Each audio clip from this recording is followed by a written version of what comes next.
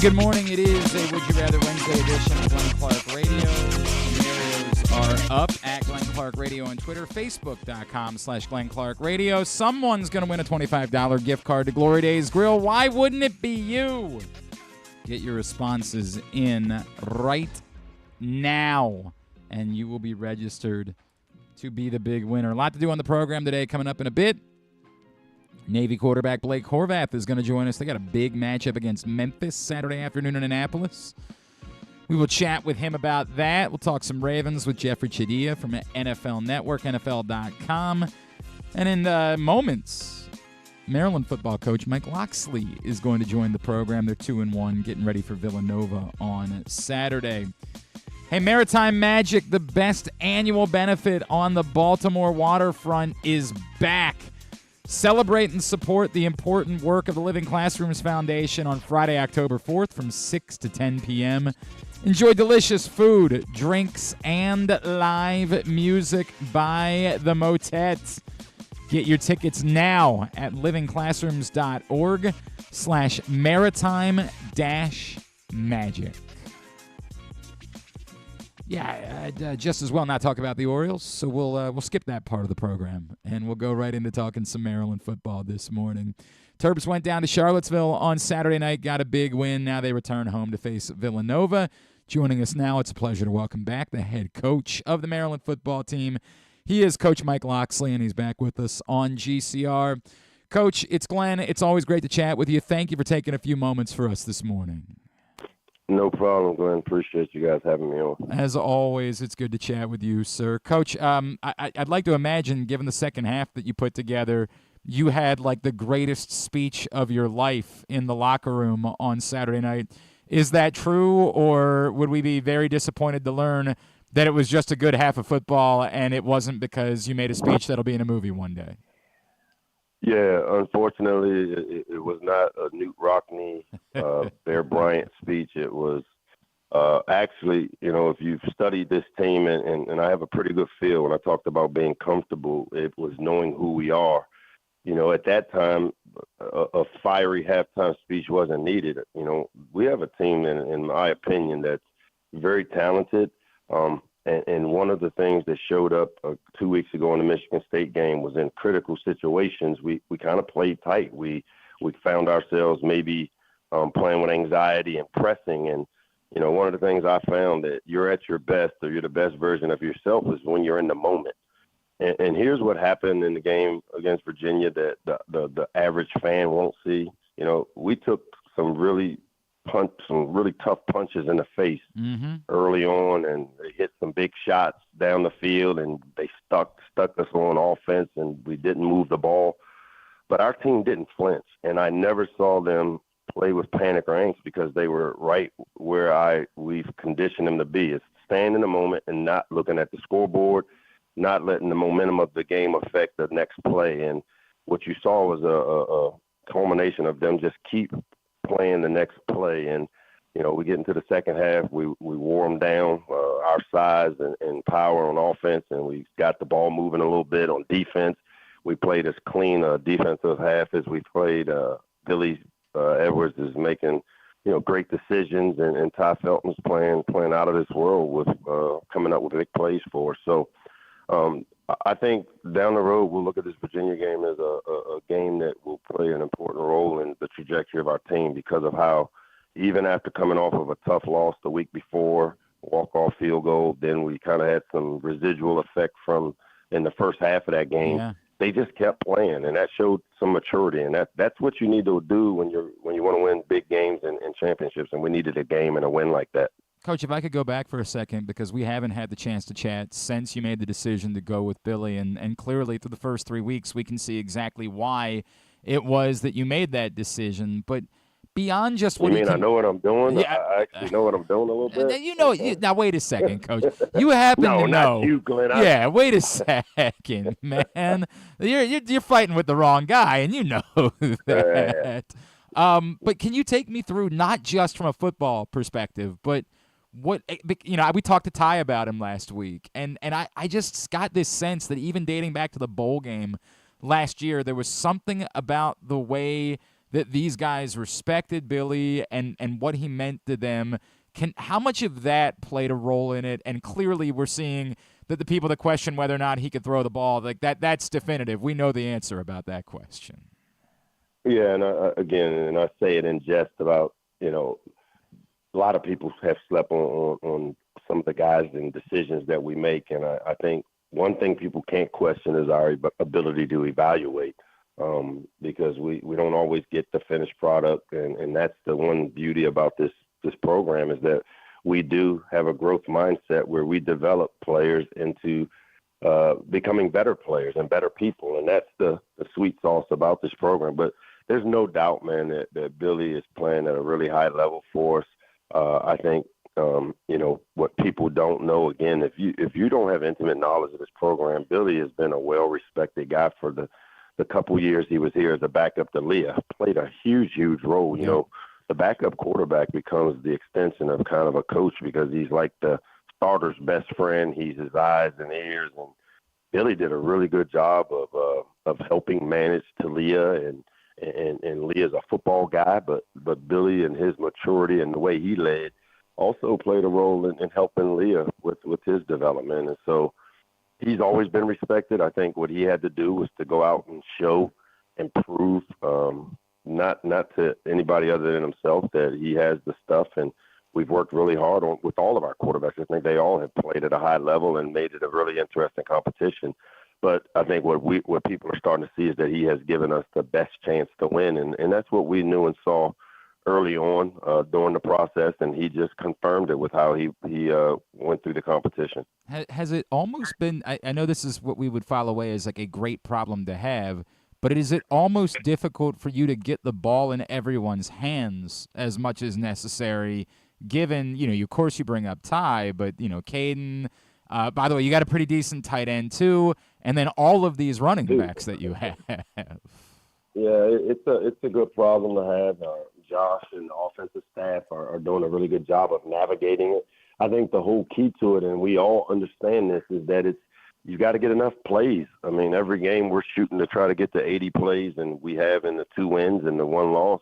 I think we had 69 snaps, and the 80 play marker for us is playing with good tempo, and then making sure that we're getting enough touches for the talented players. Because, if you get a guy like Ty Felton 10 touches, you're going to have 2 to 3 touchdowns. You get Caden Prather 10 touches, you're going to have 2 to 3 touchdowns. You get Roman Hemby 20 to 25 carries, touches, Roman's going to have 125 yards. You get Nolan Ray those touches. So for us and for Josh, it's a great problem to have when you have the Dylan Wades and even, Preston Howard, who, caught a critical third down pass for us to keep a drive alive. Those guys are both sophomores, man, and have a lot of football left to be played in them in the running back room, with the young players and Nolan Ray and DeJuan Williams. We feel like we've got some pieces, and it's just now about playing with enough tempo to get enough plays to give them the opportunities to make the plays they're capable of making. Mike Locksley, of course, is with us here on GCR. Maryland getting ready for Villanova this Saturday.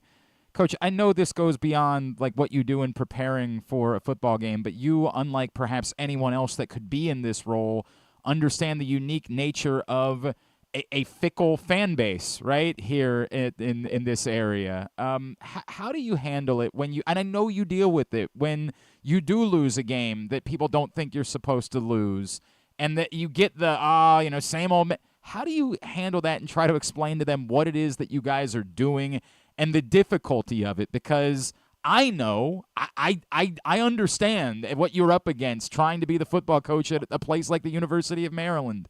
But how do you handle that while also just trying to coach a team and prepare for the next game? Yeah, I think you may have missed my my speech in Indianapolis when I talked about my give a shit gauge being on empty. In a position like this, Glenn, you know you're going to take some shots, man. It is what it is, and I've taken shots my whole career.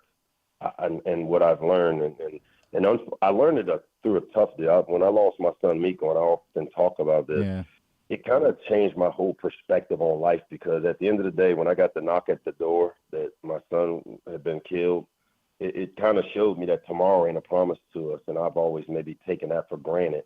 that tomorrow is not a promise. And so all I care about is doing the best job I can do in a position that I have, and I'm blessed to have this position. You're going to take shots, man. You know, you're standing in the middle of the arena, and some people are going to not agree with you, and some people will agree with you. And what I've got confidence in is the people who know this program, the people that are inside, and I see you as an inside. You're a guy that knows and studies it and doesn't just, watch from afar and get on the message board or something and see that, a couple guys are disappointed.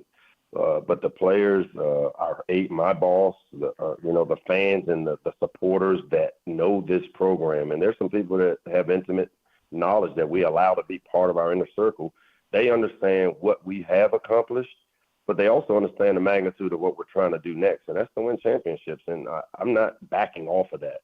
And to win a championship is not a straight line. You're going to take side steps. You're going to have setbacks. You're going to have mistakes and failure. But you know what? The only way that you stop is when you quit, for me. And I ain't never quitting anything. And excuse my English.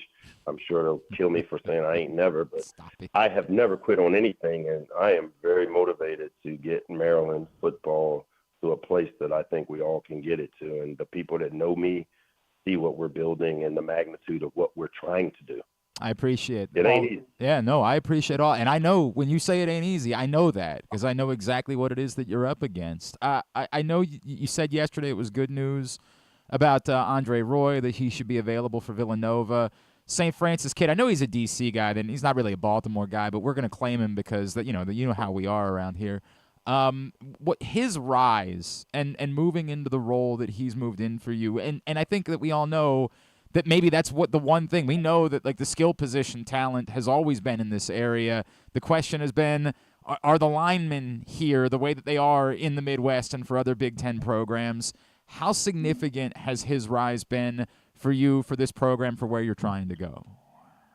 You know what? I think the rise of our offensive line in general, I mean, a lot of people take for granted that we've had 4 guys drafted, taken in the NFL from our offensive line in the last 2 Yeah, we saw one of them back in Baltimore this Sunday. That wasn't pleasant for us, and so the job that our O-line, Brian Braswell, has done evaluating and developing guys. Andre Roy, it's a 3-year process with offensive linemen, and obviously when you come in here, this area, we have linemen. They just haven't bought into the vision of what we are building and have been building, or the magnitude of what it takes for us to build. And we're starting to see the fruits of what winning has done, is it's opened up some doors and opportunities with some really talented players that are starting to say yes to Maryland. And if you look at the recruiting class that we have coming in, we signed 10 high school offensive linemen. And when you come watch us practice or you watch us warm up front, we look like a Big Ten team. It took us a while to build the D-line up the way it is, to where we've got big-bodied guys that are athletic. And then we've also had to develop the O-linemen, because we don't get the finished product where when at Bama, you recruited Jedrick Wills. He's a plug-and-play freshman where he comes in as a true freshman and starts. And, we get the guy that Andre Roy, who has to take 2-3 years to get stronger, bigger. Our strength and conditioning program does an unbelievable job of putting the weight on them the right way and developing the skill. And then our coaches, man, the investment we've made in the O-line with bringing in, Damian Robluski, our second O-line coach, and then we added an analyst and Brian Ferentz. These young guys are being coached, and we're doing all we can to expedite their growth, because to win in the Big Ten, it starts up front in the trenches. And we've gotten the defensive line up to par. The O-line is just young, and we will have growing pains, just like we will have growing pains at the corner position, which we've recruited really well, but now have some young high school players that are going through what a guy like a Deontay Banks went through as a true freshman. Jacorian Bennett went through as a first-year guy that was a developmental corner for us. So really excited about the future, but I know everything right now is about getting it done today, now. Our fans want it done now, and I want it done now. But we do realize that it's a process, and we're excited. It's so conflicting when you bring up Jacorian's name, Coach. I just need you to know that, man. Like, that was a hell of a play he made on Sunday. That was an unbelievable play he made, but it's painful. So let me go to the other side. Let me talk about something pleasant for us here. because I was just out doing an event with him last week. What it means to you that Bo Braid got his chance with an organization that believed in him, that didn't care that he wasn't drafted, and that said, we're going to put the best players on the team, and said he's one of the best players, he's on the team. Yeah, for Bo, man, it's huge because, he was a guy that going into the season, I know that a lot of people really liked him, and I was shocked as anybody that for whatever reason he didn't hear his name called, which I thought based on his the work he put on film as a Terp, he deserved to hear his name called. But as we found, you know what, and I think Bo learned this, and part of being this, nobody's going to give you anything. You have to take or earn it, and I don't think Bo flinched at all when he didn't get drafted. He went about finding the best team that gave him the best chance to make it. And all you need is an opportunity. If you're a Terp, you just need an opportunity because they will be developed to know that if we got an opportunity, we got a chance. And that's what this football team's about. That's what when we talk about developing players, Bo is the epitome of a developmental player. He's the guy that, we recruited out of high school as a 3-star. He's probably a 2-3 year starter for us here. He should have got his name called. He didn't. He didn't flinch. And now he's playing on Sundays and created value for himself as a football player because of the time he spent in this program. Nah, he's a special kid, man. He is a really, really good person. I'm so happy for him. Coach, I wanted to bring up before I let you go. I read Armin Katayan and John Talty's book, which is fascinating. It's of course called The Price. If anybody hasn't read it, and you're very open in that book about the difficulty of the job, and that you've had moments where you've thought about whether or not you'd just be better off doing media and getting out of this altogether. So I just want to ask you this broadly. Why, as difficult as the job is, and as much as you go through, and losing guys and having people recruit your guys that you've put that much work into, and knowing you don't have the finances that other programs have, why are you still driven to continue doing this and not to step away from it? Well, I think, one, it starts with the impact that Coach has had in my life. I'm very upfront that, as a guy that grew up with just mom, Vanita. My mom raised, 3 boys and a girl. And, I had 2 older brothers that spent most of their adult lives in prison. And I was the youngest who kind of did everything as best as I could. And because of the impact of these coaches who they didn't give up on me, they supported me, they were there for me. I'm used to not having enough or a lot. And I'm used to making, something out of nothing. I've done that before, whether it was here as an assistant in recruiting under Ralph Friedgen, whether it was under Ron Zook at Illinois going to the Rose Bowl. You know what? It's something I'm passionate. I'm passionate about kids and using the game of football to change their lives. And, I told people I'd do it for free if I had to, because that's how important and what it has given to me. And to be able to give it back and have this platform to do it with kids from the same areas that I'm from, kids from this region that, I take a lot of pride in being from here. And so it's about the kids. And, yeah, this landscape has changed and all of that, and it takes a while to adjust. And I think at that point maybe I had a little bit of the poor me's and feeling sorry for myself. But at the end of the day, I'm the head coach. I'm the leader of this thing. And instead of talking about the problems and what I don't have, I've always been solution-based. How do I go get these type of players? How do I evaluate better? How do I, instead of, I may not get a 5-star, but how do I evaluate the 3-star guy that I have the eye to see the potential of what he could be if he's developed the right way? And it's worked for us. It's worked for me throughout my career. And as much as I've had Vernon Davis's, it's great to have Deontay Banks, who was, I think, headed to Villanova and ended up coming here and developing into a first-round draft pick. And that's rewarding. So that's what it's about for me. Public school kid out of Harford County. I guess you could make a comparison. It worked out all right for E.J. Henderson once upon a time. EJ too, Aberdeen High no School. Doubt. He's going to Buffalo, I think, to play as a 2-star guy. And left here is one of the most decorated players we've ever had. And I love those stories, and it's kind of the DNA of this area. No question about it. Coach, I got to warn you, I brought my kids, my 2 boys, to the UConn game My 9-year-old learned that there is a tradition that after big wins that kids go down to the field and bring down the goalposts. So now he's hellbent. Like, he has a singular focus in his life. He asks me every week, is this a game where the goalpost could come down? I told him probably not this Saturday, probably not the case. But I'm just warning you, if at some point this season you see a 9-year-old trying to take down your goal. I mean, he asked if we could come back with a machete for the next game. So he is hellbent about it, and I'm not going to stop him from it because it's the only thing he wants in life these days. And he had a tough summer. I guess we better figure out a way to get his wish, give him his wish, because I don't want him bringing that machete around Jones Hill House. Hey, Coach, appreciate you as always. It's great to chat with you. Of course, Maryland Villanova this Saturday in College Park at noon. Let's talk again real soon. Thank you so much for doing this. All right, Glenn. Appreciate your support, man, over the years. Thank you, man. Coach Mike Locksley, Maryland football coach, with us here on GCR.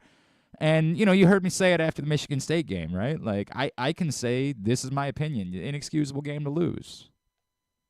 But that's, like, those of you that are just obsessed with, it's never going to – you have to be more aware of the situation here.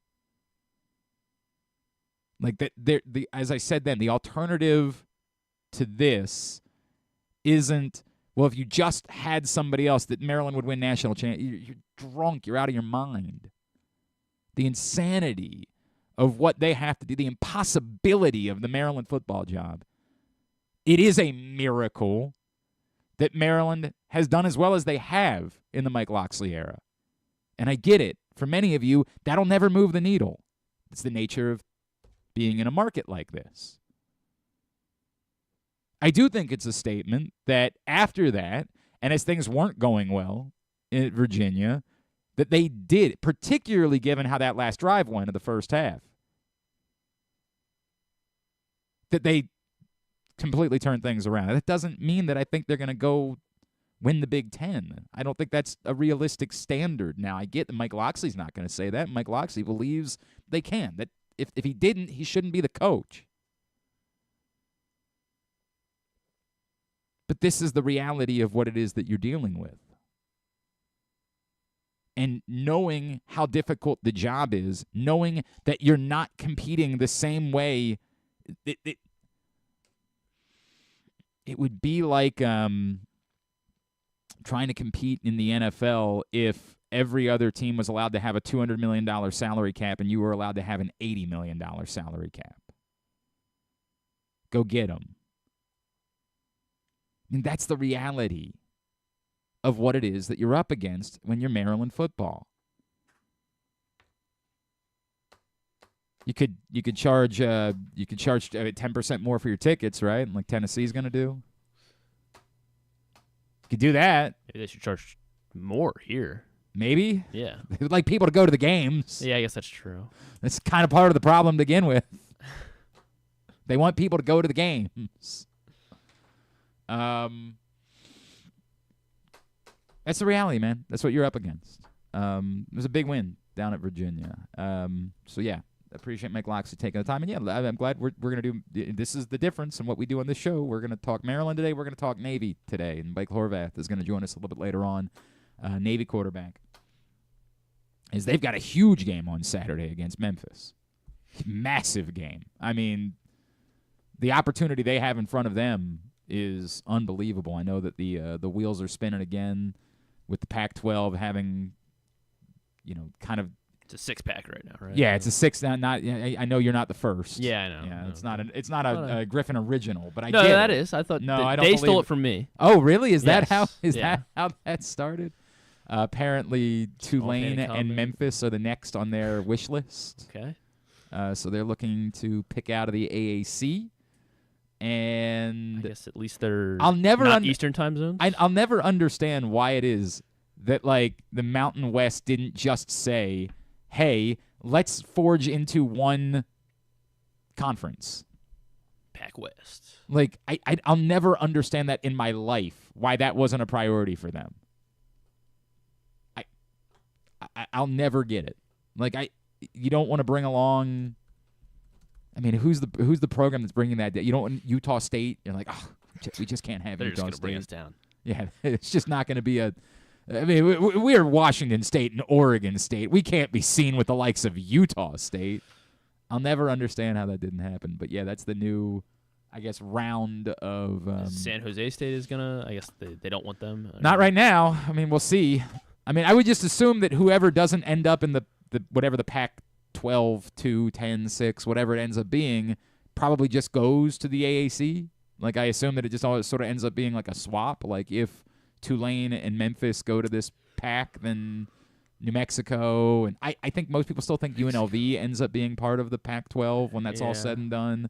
And maybe Nevada as well, because I guess there's like a government push inside Nevada that if UNLV goes, Nevada has to go too. Can't have Utah State, though. No. Right, can't have Wyoming. That would be beneath them. Yeah. It would just be beneath them to have Wyoming. I would just assume that whoever doesn't end up in that ends up going, like the AAC and the Mountain West end up sort of meshing into one. Air one. Force going to be, I guess they don't want Air Force, or I guess not. Or Air Force doesn't want them. You would think that Air Force would be a pretty significant national program, a brand that you would want in your I don't know, man. This is above my pay grade. I'll just worry about what I worry about around here. Like Orioles baseball.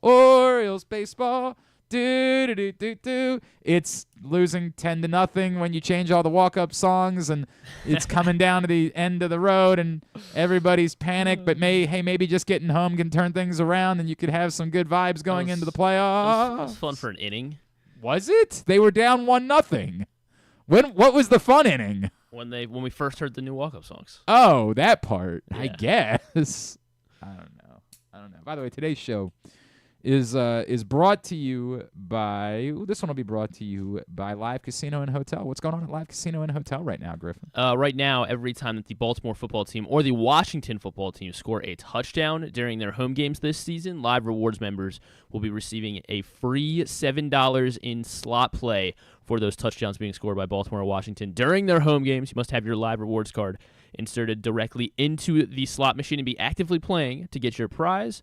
And then once those teams score, you will get a free $7 slot play, and it is valid for slot play only. This is at Arundel Mills. You must be 21. Please play responsibly. For help, visit mdgamblinghelp.org or call 1-800-GAMBLER. By the way, also, I will be at Live Casino and Hotel 1 week from tomorrow on the 26th, getting ready for the Dallas-New York matchup. We're going to be hanging out with Joe Serpico. He will be providing you free of charge fantasy football advice, and not just like who to start, sit. You can bring him your phone. Say, I want you to look at my entire league. He'll go over other rosters, say, hey, I would try to trade for this guy. I would maybe pick this guy up and stash him. You could drop this guy. You're not playing. He will comb through and spend serious one-on-one time, fantasy football consultations with Joe Serpico next Thursday night, and then we're going to have great giveaways during the game. New York, Dallas. Come hang out with us inside at Live Casino and Hotel. Looking forward to being at Sports and Social next Thursday night. All right. Why don't we do this? Why don't we grab a break, and then we'll talk about the Orioles? All right? Why don't we? Because if I get going, it might be a thing. Why don't we grab a break, because we're a little bit behind. We'll do that. Then we'll come back. We'll talk about the Birds. Say, Would You Rather Wednesday edition of Glenn Clark Radio. The ultimate fan experience awaits you at Sports and Social Maryland. See how we're raising the sports bar with our massive 100-foot media wall featuring 40 HD TVs and a 47-foot big screen. Bet on your favorite teams and this year's biggest events at the FanDuel Sportsbook while enjoying your favorite beers and cocktails, plus our delicious takes on bar food classics. Visit Sports and Social at Live Casino and Hotel Maryland at Arundel Mills. Must be 21. Gambling problem? Call 1-800-GAMBLER. Driving in Maryland? Did you know an Easy Pass from DriveEasyMD.com can save you time and money? Of course you did, because you are a thrifty driver. An antenna reads your Easy Pass transponder and automatically deducts the toll from your Easy Pass account. Learn more at DriveEasyMD.com. PressBox's Project Game Day is the place to be after every game this season. Join Glenn Clark, Rita Hubbard, Super Bowl 35 champion Femi Ayanbadejo, and our cast of regulars as they break down what happened, why it mattered, and what it means moving forward. You can watch the show at PressBoxOnline.com/GameDay or PressBox's Facebook and YouTube pages. Project Game Day is brought to you by the Green Turtle Sportsbook in Towson and Canton, Easy Pass, and HelpMyGamblingProblem.org. So join us for Project Game Day after every game day this football season at PressBoxOnline.com/GameDay. Treat yourself and taste the Baltimore tradition that is the legendary Costas Inn. Hey, it's Stan the Fan Charles. For over 50 years, the Costas Inn has been a Baltimore original, dishing out their legendary fat, delicious, award-winning crab cakes and steamed crabs. It's crab season, so sit back and crack some crabs while watching the Birds pursue another divisional title on Costas' 15 TVs. On Monday night, the Costas Inn offers their half-pound jumbo lump crab cake with 2 sides for under $30. So head on down to the Costas Inn today at 4100 North Point Boulevard or visit them at costasinn.com. The votes were all counted, and the results are official. Royal Farms was named #1 for food in the USA Today 10 Best poll, receiving more votes than any other convenience store chain in America. The next time you want to get some good food fast, doesn't it make sense to go to Royal Farms? Voted best in the USA and home of world-famous chicken. Real fresh, real fast. Royal Farms. Gambling can be a fun and entertaining experience, but there are risks involved. If you're planning on betting on the game at the casino or on your phone or computer, know your limit, stay within it. Set a budget and a time to stop. Remember, gambling isn't a financial solution, and it doesn't mix well with alcohol or drugs. Know the risks and have a plan before you begin gambling. For free and confidential services, call 1-800-GAMBLER 24/7 or go to helpmygamblingproblem.org. Brace yourselves for an unparalleled in-person betting experience at the Green Turtle Bet Park Sportsbook and Bars in Canton and Towson. Experience the thrill of live betting with Baltimore's only state-of-the-art Vegas viewing TV experience. Choose between our on-site tellers or the convenience of our self-bet kiosks to place your bets. Gather your betting buddies and head over to the Green Turtle Bet Park Sportsbooks today. Green Turtle Bet Park Sportsbooks in Towson and Canton. The ultimate destination for game day excitement, great food, and live in-person betting. Must be 21. Please play responsibly. Gambling problem? Go to mdgamblinghelp.org. Coming back in here with Glenn and the other guy, Garrett, whatever his name is. You know who they are. Very annoying. We got to change. We do have to rewrite the rules of fantasy football leagues so that, like, if somebody's not playing, they can go on IR, and not just the guys that are on IR. Sitting there with Cooper Kupp and Deebo Samuel having to be on my roster at the moment, despite the fact that neither one of them... All right, anyway, sorry. It's a conversation for another day. Hi, I'm Glenn. Glenn Clark. Well, what better day to have it than now? I mean, It's just, we gotta fix this, man. It's just stupid. It's just... I'm so sick of Is it like they're still listed as like doubtful or something? Yeah, they're still listed as doubtful. Got it. So they can't be on IR. And I couldn't make roster moves until I took them off of IR, put them back. So all that means is you got to drop your defense and your kicker. Yeah. Until they. Yeah, exactly. That's which means I'm not going to be able to use Greg Zuerlein this week. Maybe don't draft Deebo or Cooper Kupp. I mean, That's a thought, Griffin. That's just me. Is that just you? Because Yeah. you've never drafted an injured player, obviously. Never. Also, the other part that I get sick of, and I mean this, and I signed up for one of these leagues not knowing that I had signed up for it. And by the way, it's the league I spent the most money on this year. It's on me. All the leagues. No, the leagues. Yeah, that one's. Ugh. It's the only league where I'm 2-0, though. See my big pickups this week? Well, who's your big pickup? Andy Dalton, Gardner Hell Minshew. yeah, baby. You used a waiver claim, right, on Gardner Minshew, I mean, I felt didn't like you? I had to. Caleb Williams has not been getting it done. So Well, yeah. Was that your? Just Caleb Williams is my. I mean, I have Josh Allen, and then Well, yeah. he hasn't been But getting it done either. he was your super flex, was Caleb Williams. Yeah, I get it. Yeah. I get it. I think I made Daniel Jones available again in that league. I think I finally. I may just pick them all up.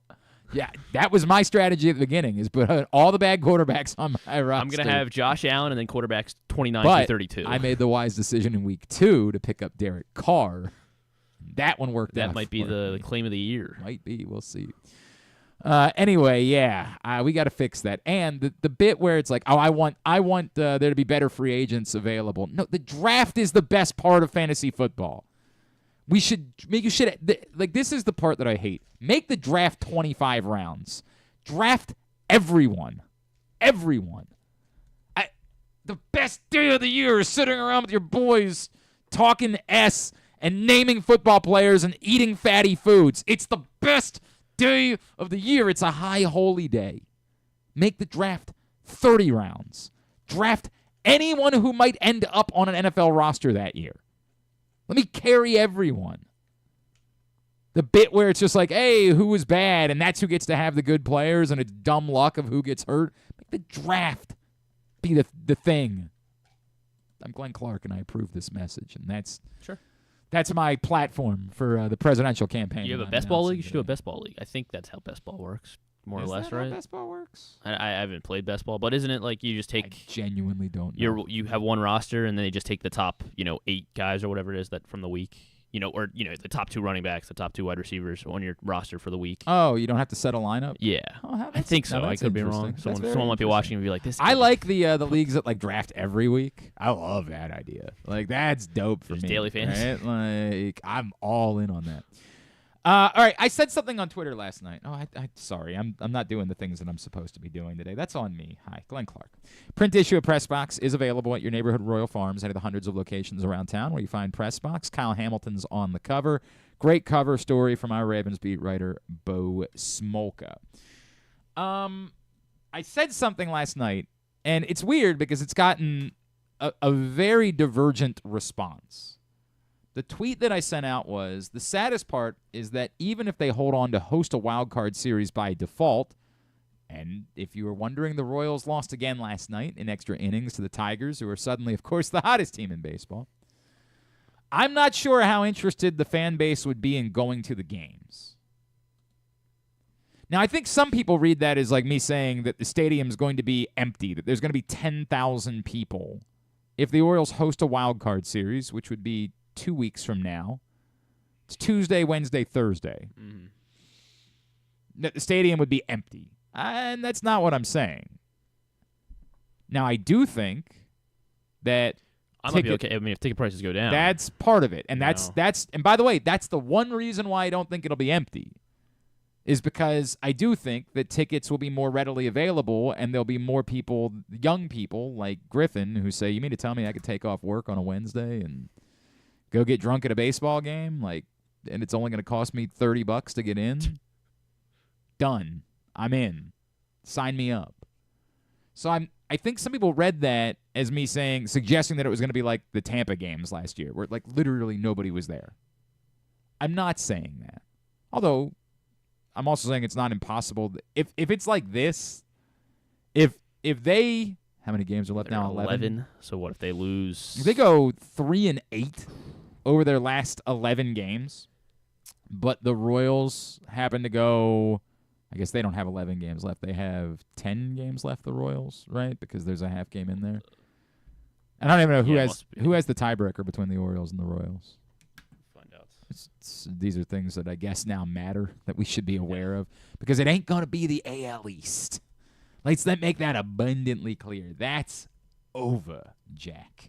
There is not going to be a world where the Orioles are avoiding the wild card series, as they are now 4 games.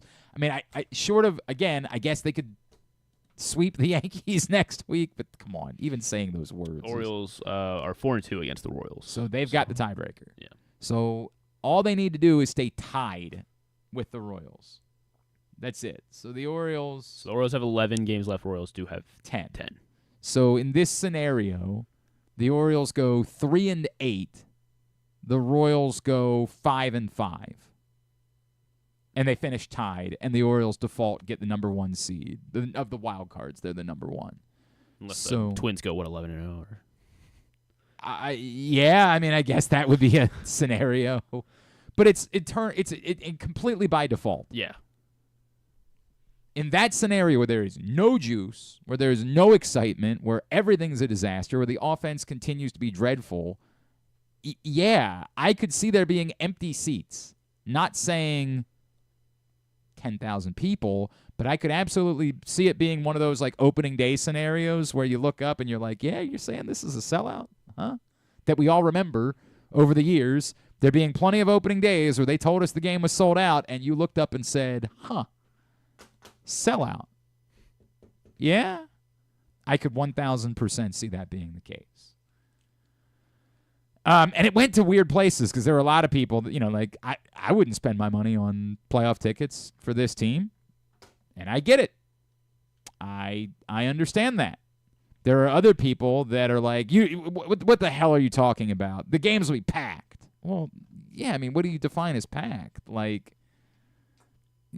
if 38,000 people show up for a baseball game in Baltimore, it looks like a massive. I mean, we all been there for games during the summer where there's 38,000 people there, and we're like, yo, this is electric. This is raucous. But would that compare to what the atmosphere and what the feeling was like last year? Not a chance in hell. Remember how much money you were prepared to shovel away for playoff tickets? I legitimately told a buddy of mine last week that I wasn't gonna go to the Springsteen show, and part of the reason why is I wanted to save the money for playoff tickets. And I'm like, God, I feel stupid. I feel so. I mean, I had a great time. I was at Merriweather for Lake Street Dive, but still, the thought process just feels very dumb at this point that I was saving money for playoff tickets. Sure, Jack. Sure. That's what I was doing. There have been lots of deflating losses in the second half of the season. So for me to say that last night's was any more deflating than any of the other ones, I think for a lot of people at this point, it's like, dude, I've accepted the fate. That was the conversation that we had with Bordick, right? Where he was like, dude, you can't have that attitude. I'm like, bro, I don't know, man. I think that's the appropriate attitude to have. I think they'd have to show me some sort of reason to not have the attitude that the season is just a wash. And we can continue saying, well, they can still get more guys back, and they could, but again, we're less than 2 weeks away from when they would be playing their first playoff game.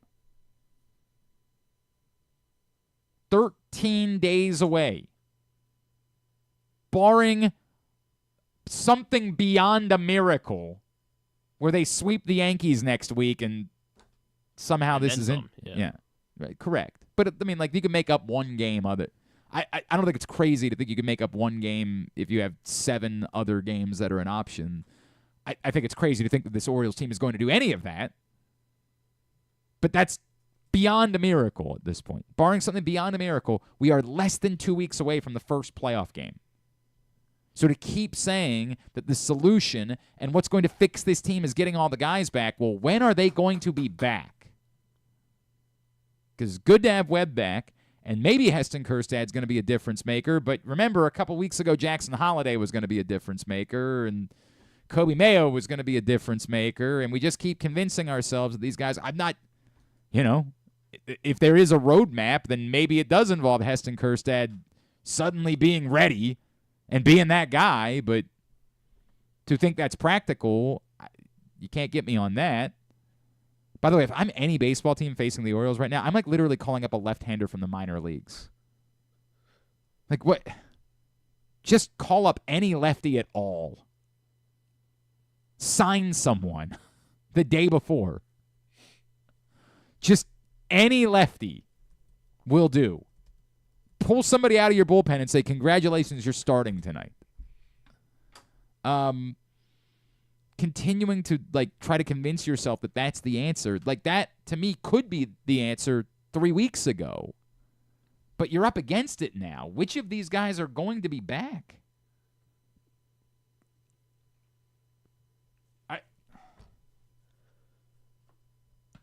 I don't know, man. I don't have it for you. I wish I could be the guy that was like, no, the season's not. Dude, my genuine belief is that the season's over. It's fait accompli. That's my genuine belief today, is that between the injuries and the guys that were supposed to be the difference makers just not performing. Adley Rutschman. I hate putting Jackson Holliday in that group because he's so young that it's almost unfair that we put it that way. But, look, man, that was part. Jackson Holliday was the favorite to be Rookie of the Year going into the season. The scenario in which the Orioles were competing for a World Series was supposed to involve Jackson Holliday being a difference maker. Colton Cowser. And maybe that's unfair too, but he's not been that guy. I'm not trying to say he's been Jackson Holliday because he's been better than that, but still a lot of that is being lifted up by the start that he got off to this season. The guys that were supposed to be the difference makers just haven't been that. And yes, the injuries have badly hurt them too. No question about it. But that's my feeling is it's over. Which doesn't mean, again, they can't get in because it would take something insane for them to not get in. It doesn't mean they might not host the wild card series. And you can convince yourself, like, hey, once you get to a wild card series, you throw Burns and Eflin in games 1 and 2, and maybe they just pitch their way out of it. And that'll come up, by the way, when we get to Would You Rather Wednesday. And you can do the thing, and I'm not trying to tell anybody to just give up hope. My practical feeling is it's over. It's not happening for this group. But I'm not a soothsayer. Like, if any of us could tell the future, I promise you we'd be doing something else. We wouldn't be sitting in this room. My gut is, and, like, I think they were trying to have fun with it by doing the walk-up thing last night, and, like, to an extent, I get it, but, you know, as a couple people said online, maybe read the room, like, nobody's having fun right now, and so I don't think that anybody really wanted to have fun with them. There's no response. Like, if you're mad about Mike Elias saying, like, I think we're going to get into the playoffs and I think we're going to make some noise. What the hell? What do you want him to say? Don't bother showing up the next five we days. suck. Like, it's over. We'd be mad at him about that. I mean, come on, man. That's beyond stupid. Like, being... Now, you can say you disagree or that you don't believe him or whatever it is, and I don't feel that way, but who knows? My opinion does not a fact make. They could get in and just out of nowhere start winning some games and suddenly be a completely different team. All it takes is just winning some games to change the vibes. But they are so badly lost offensively that, and I know Brandon Hyde after the game last night said, well, I thought we had a great meeting and I thought we had a great approach. It's just Blake Snell's that good. And yeah, Blake Snell is that good. There's no doubt about that. But, like, dude, how does that explain what was happening against Bierski? It ain't just Blake Snell who's dominating this team these days. It's an exclusive group of everyone. And I guess we just didn't we downplayed, I guess, some of these injuries to the right-handed bats too much, just like Arias and the value that it is just to have Mateo, Arias, Mountcastle. I think Westbrook's was obvious, but yeah, I think one of the things that we talked about early on in the season, you know, remember like how much I said Kobe Mayo has to be untouchable because he's the one right-handed bat. The redundancy. You have so many guys that are essentially the same guy. And that it does make it easier for a left-hander to find success.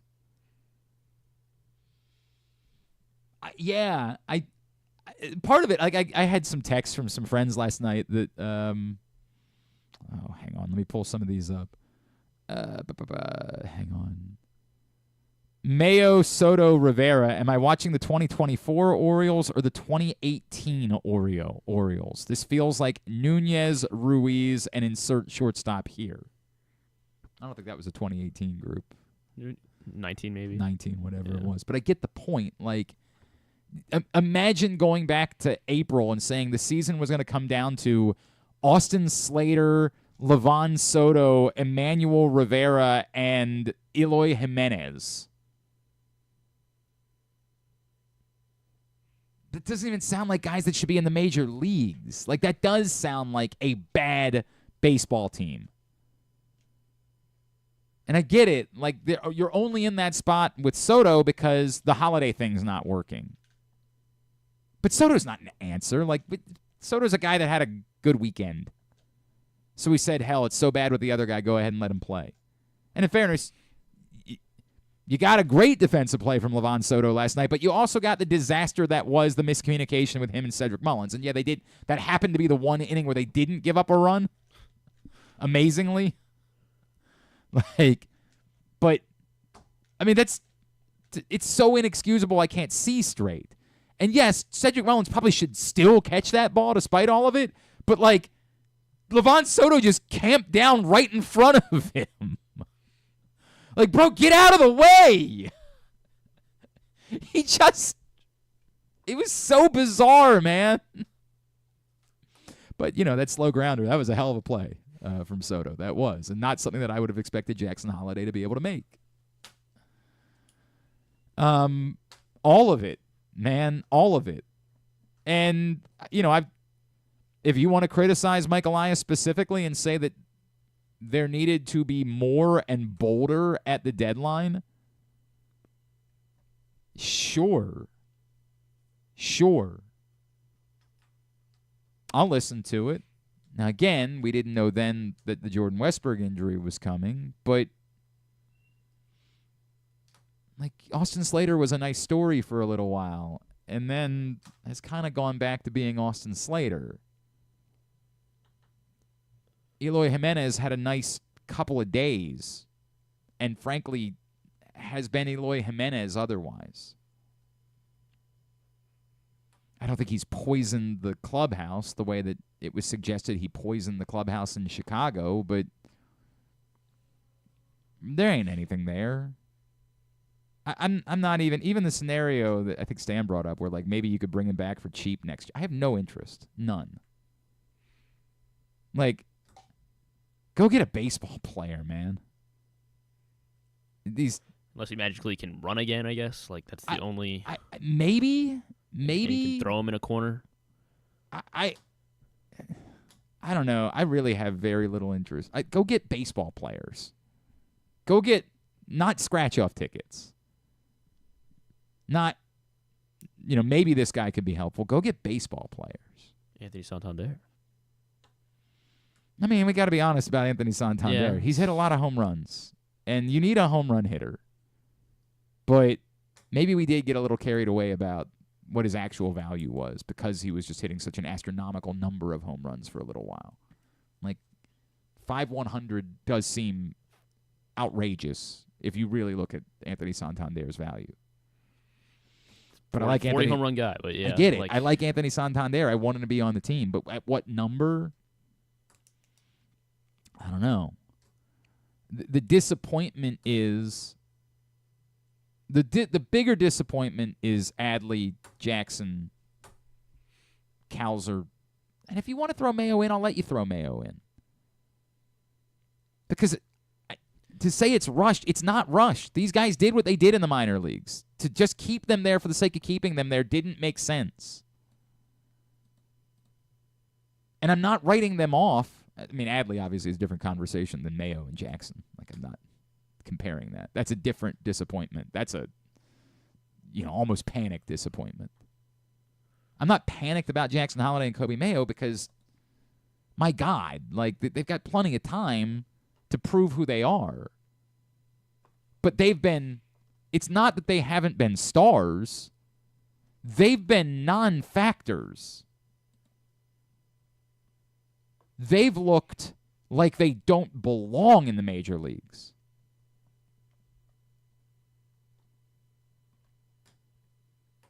That's the sadness about this baseball team.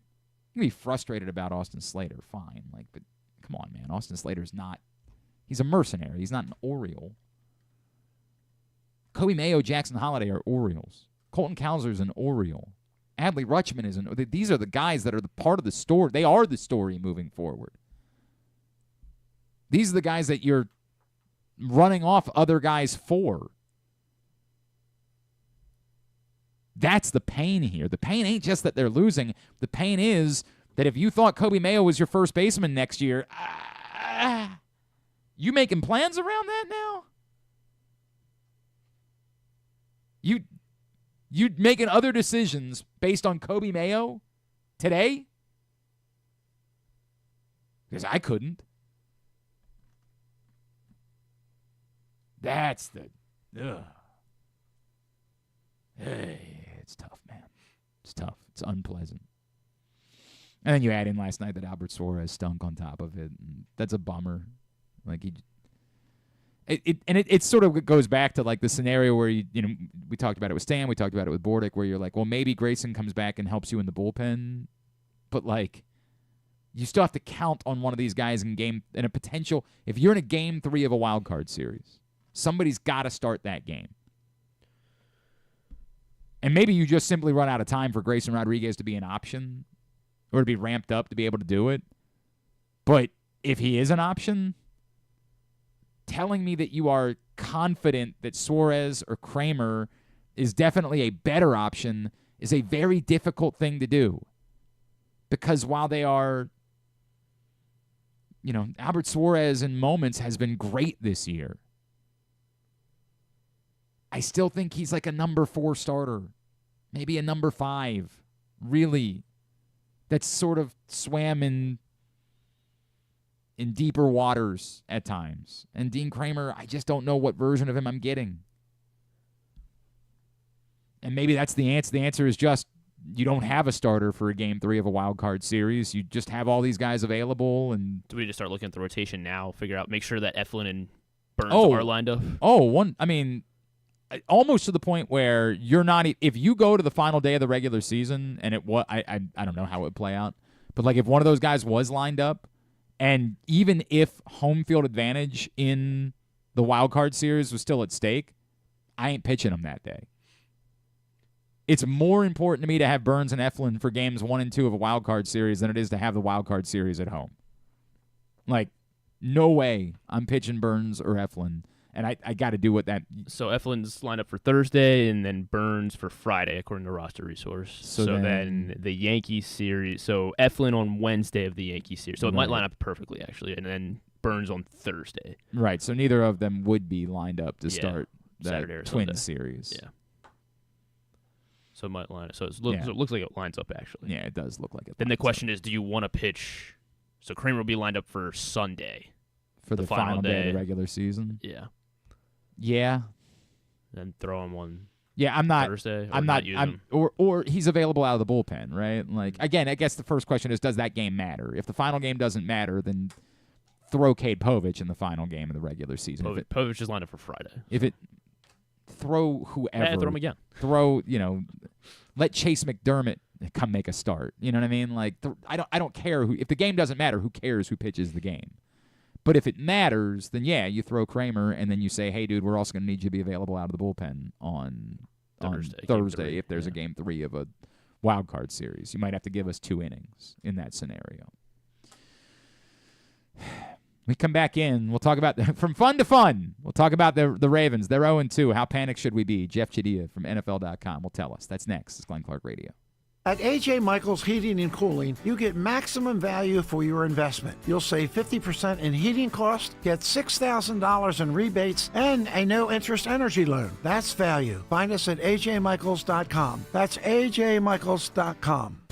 Experience the thrill of the Mars Maryland 5-Star at Fair Hill, presented by Brown Advisory, coming October 17th to the 20th. See the world's best equestrians compete in the sport of eventing, the ultimate test of horse and rider. Enjoy a weekend festival featuring locally sourced food at the Fresh Food Fest, a beer, wine, and spirits showcase, shopping, and fun for all ages. Check out the Maryland Corgi Cup, interactive kids corner, and more. It's the place to be in October. Visit maryland5star.us for tickets.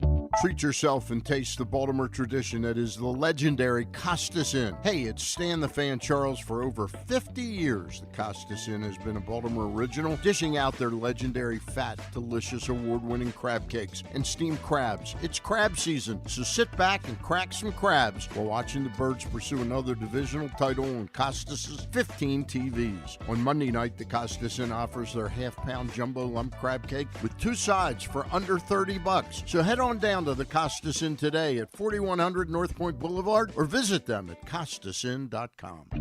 Make the most out of every day in your Toyota RAV4. Available in hybrid or gas-only models. A RAV4 can get you where you want to go in style. Check out buyatoyota.com for deals on new RAV4s from your local Toyota dealer today. The drug scene in Maryland is changing. Fentanyl and xylazine are being added to street drugs, and you may not even know it. Xylazine is not even intended for humans, and fentanyl is an opioid 50 times stronger than heroin and contributed to over 80% of overdose deaths in our state. Anyone who uses drugs, even occasionally, is at risk of overdose. To learn more, visit stopoverdose.maryland.gov or call or text 988. The votes were all counted, and the results are official. Royal Farms was named #1 for food in the USA Today 10 Best poll, receiving more votes than any other convenience store chain in America. The next time you want to get some good food fast, doesn't it make sense to go to Royal Farms? Voted best in the USA and home of world-famous chicken. Real fresh, real fast. Royal Farms. The latest edition of Pressbox is available now. On the cover, Bo Smolka profiles Ravens star safety Kyle Hamilton, detailing his path from growing up the son of a basketball player to choosing football, being overlooked in the draft, and turning into a defensive unicorn as a playmaking Swiss Army knife in the NFL. Also inside, meet college football players from all of the area's D1 programs and some of the area's college soccer standouts as well. Pressbox is available for free at over 500 locations throughout the region, including 60 Royal Farm stores. Or you can read the entire issue at PressBoxOnline.com, where you can also find great betting advice and the best daily coverage of the Orioles, Ravens, and Terps. One of the things that's definitely wrong with this country is that this dude still has a job somehow, some way. Glenn Clark. Hey, Project Game Day returns. We will be back in action this Sunday following Baltimore-Dallas. Myself, Rita, Femi, imagine KZ, Stecca, the whole crew, Griffin will be with you after Baltimore-Dallas. Come hang out with us, PressBoxOnline.com/Game Day.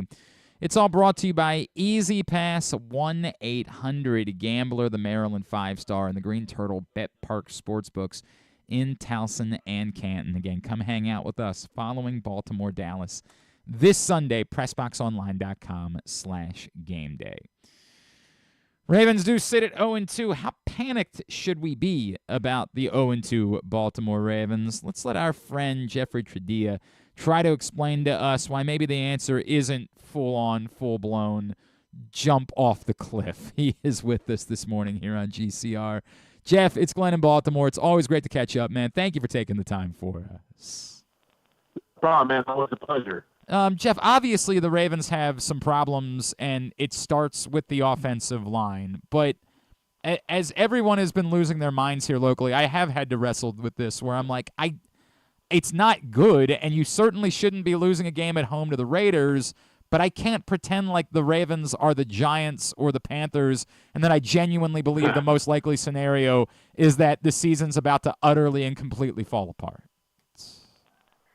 Yeah, I've had this conversation a few times this week, and what I try to tell people about the Ravens and the Bengals, both of whom are 0-2, is list the top 7 teams in the AFC right now and tell me that the Ravens aren't in there, or the Bengals for that matter. And really, if you start listing them out, which would be playoff teams, both those teams would be in there. And so that's why I feel as if I understand the consternation and the agitation and the irritation and all the Asians that you can throw out there. But, ultimately, this is a team that, losing in Kansas City is a shame. Every team loses a game you don't expect to lose. So that would be the Raiders game. And to be honest with you, the next 3 games on paper are going to be hard. Yeah, yep. The Cowboys, the Bills, and the Bengals. But really, I think the Ravens, if they're able to play well, should have a pretty good chance of winning those games. You just saw the New Orleans Saints go into Dallas and run all over them. That's what the Ravens can do really well. The Bills are playing at a high level, but you never know what Josh Allen's going to do. And the Bengals have a lot of defensive line problems. And so there are a lot of possibilities out there for the Ravens to turn this around, and I just think they have too much talent and too much good coaching for them not to. I'm inclined to agree. The one, because you just brought up the difficulty of the schedule that's coming up, the one thing that is a real concern for me is that, like, hey, you get to 0-4, to your point, 0-5, it kind of doesn't matter how much talent you have. That's what you are. Like, that's your reality. Is it possible that this offensive line is so bad that it might not matter and that they might run out of time to get that fixed to the point to salvage the season over the course of the next couple of weeks? Well, that's I think the biggest question they have to answer, because we don't know that, because you're talking about a lot of new faces. You're talking about a unit that lost its coach and Odell Saunders. earlier this summer. Those are big hits when you're talking about being cohesiveness.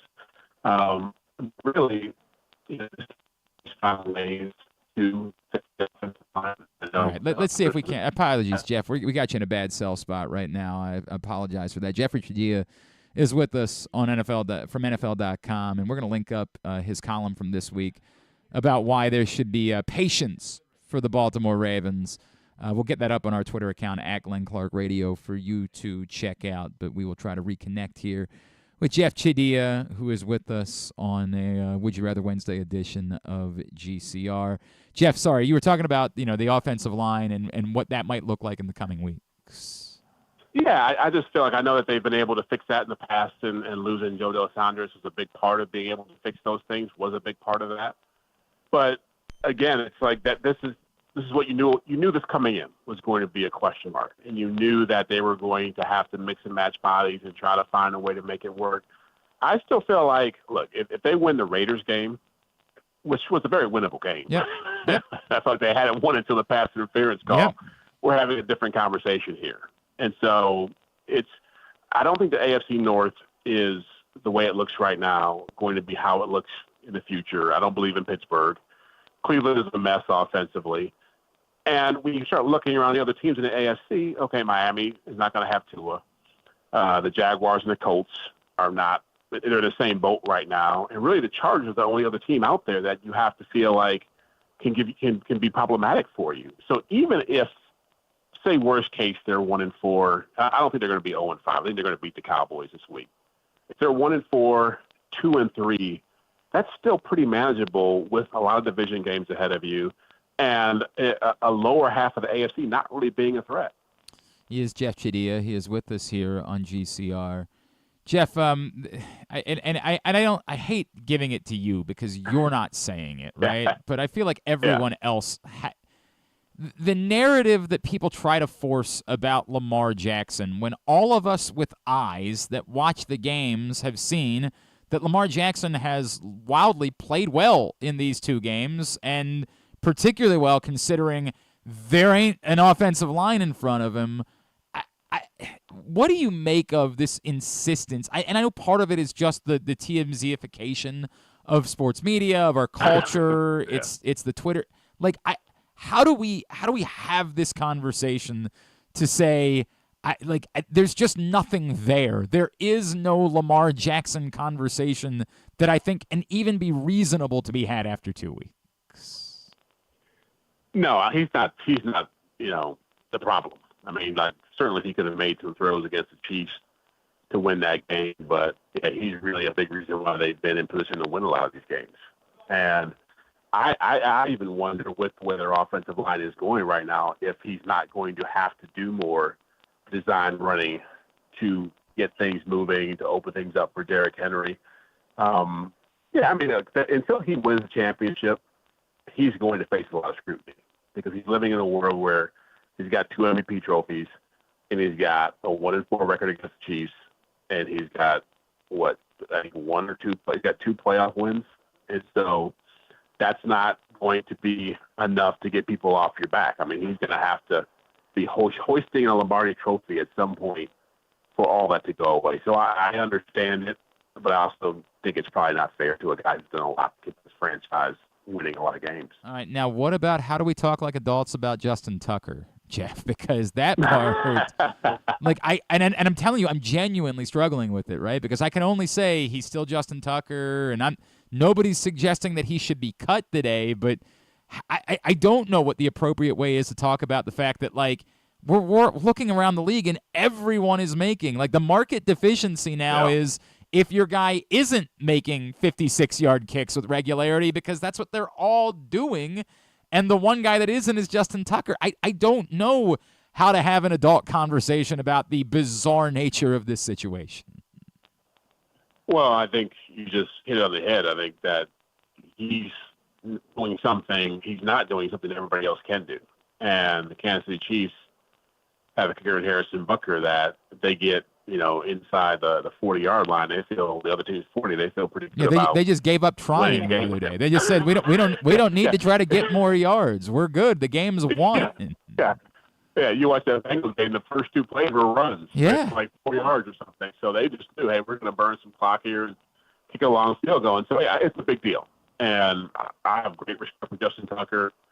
He's certainly a Hall of Fame kicker, one of the best to ever do it, if not the best. But I think it's like 1 for 7 now outside of 50 yards. It right? is 1 for 7. Yes. Yeah, and so that's a problem, especially for a team that's really struggling to get things moving offensively. That counted on him in the past. That has counted on him in the past to make these kicks to compensate for whatever deficiencies they have. No, it's look. Adam Vinatieri did not finish his career with the New England Patriots, and he was one of the best to ever do it. And at some point, yeah, you got to believe that if you can't find a guy out there who can make those kind of kicks, you're not making money in this league as a kicker making 40-yard field goals. You're making it booting 55, 56 plus with the game on the line. If you're 1 for 7, that just tells me, look, you're probably in Klay Thompson territory. You're probably still great, but you're not great enough. Man, this is painful, bro. Like this is is really tough to talk about, man. Like, Hey, you could be in Kansas City and trying to three-peat and looking at no running back, no Hollywood Brown. Yeah, Patrick Mahomes is breathing, bro. Patrick Mahomes is above the ground.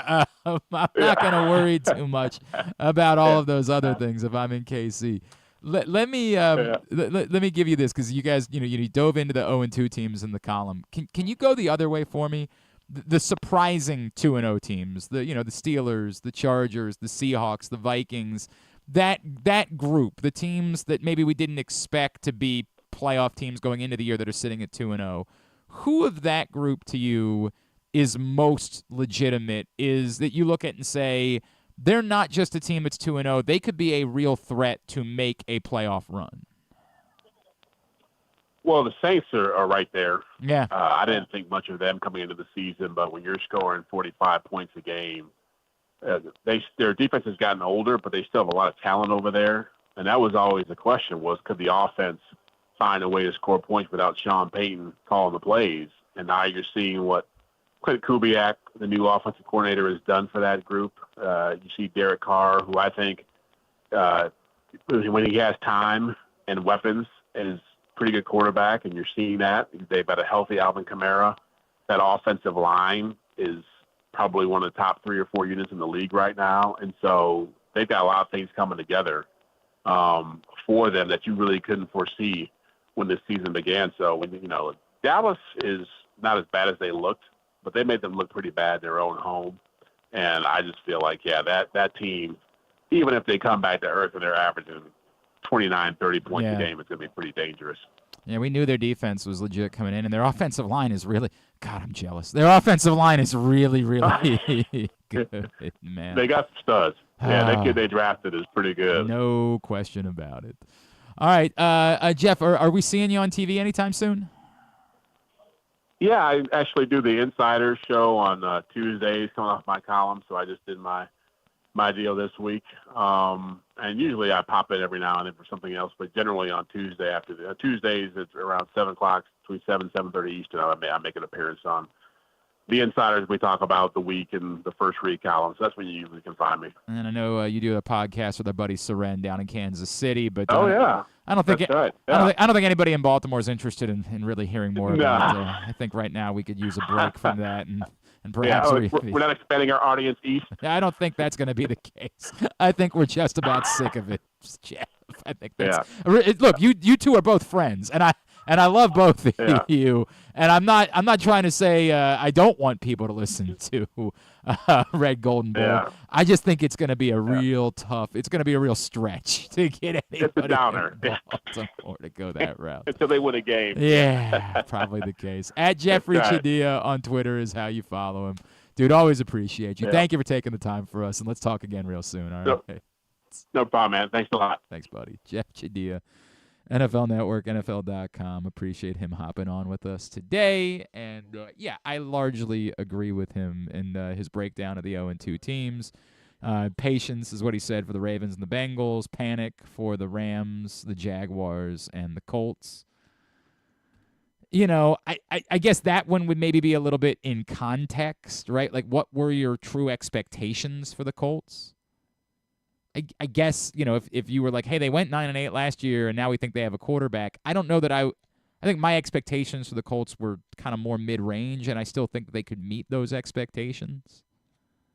So maybe I'm not quite as panicked, but only because of the context. If, like, the belief is, are they going to win the Super Bowl, then yeah, I mean, I'd be panicked. But yes, largely agree with this breakdown. And the Rams thing, who I 100% was a believer in the Rams, is clearly just about the injuries. You lost your top 2 receivers. Demarcus Robinson is now your number 1 receiver. Yeah, that's panic. Plain and simple. Panic. No other way around it. All right, we continue along on a Would You Rather Wednesday edition. In fact, in just a second, we're going to play Would You Rather Wednesday. So hope you've gotten your responses in at Glenn Clark Radio on Twitter. Stan the Fan Charles, Ross Grimsley, Luke Jackson got together on Monday. You can find that show, facebook.com/PressBoxSports. Click on the videos tab. Go to youtube.com/PressBoxOnline or PressBoxOnline.com/video, and you can see it in any of those spots. And then I believe Stan and Eric are going to do one more show tonight to wrap up the minor league season and talk about Orioles prospects. Again, live at facebook.com/PressBoxSports. And then Stan will have a bit of a different schedule moving forward where he'll be doing some different shows and talking to some different newsmakers moving forward. So that's what's coming up. As always, facebook.com/PressBoxSports. What's coming up right now is we're going to play a little Would You Rather Wednesday. I missed this guy. I ended up not going to Springsteen. It's a whole thing. So I missed him there, but it's always a pleasure to welcome back our friend, Mr. Ken Weinman from Inside Access on 105.7 The Fan. Ken, the week, it's just such a celebration this week of the Orioles and the Ravens and Baltimore sports that I couldn't possibly go such a joyous, festive week in town without spending some time with you, bud.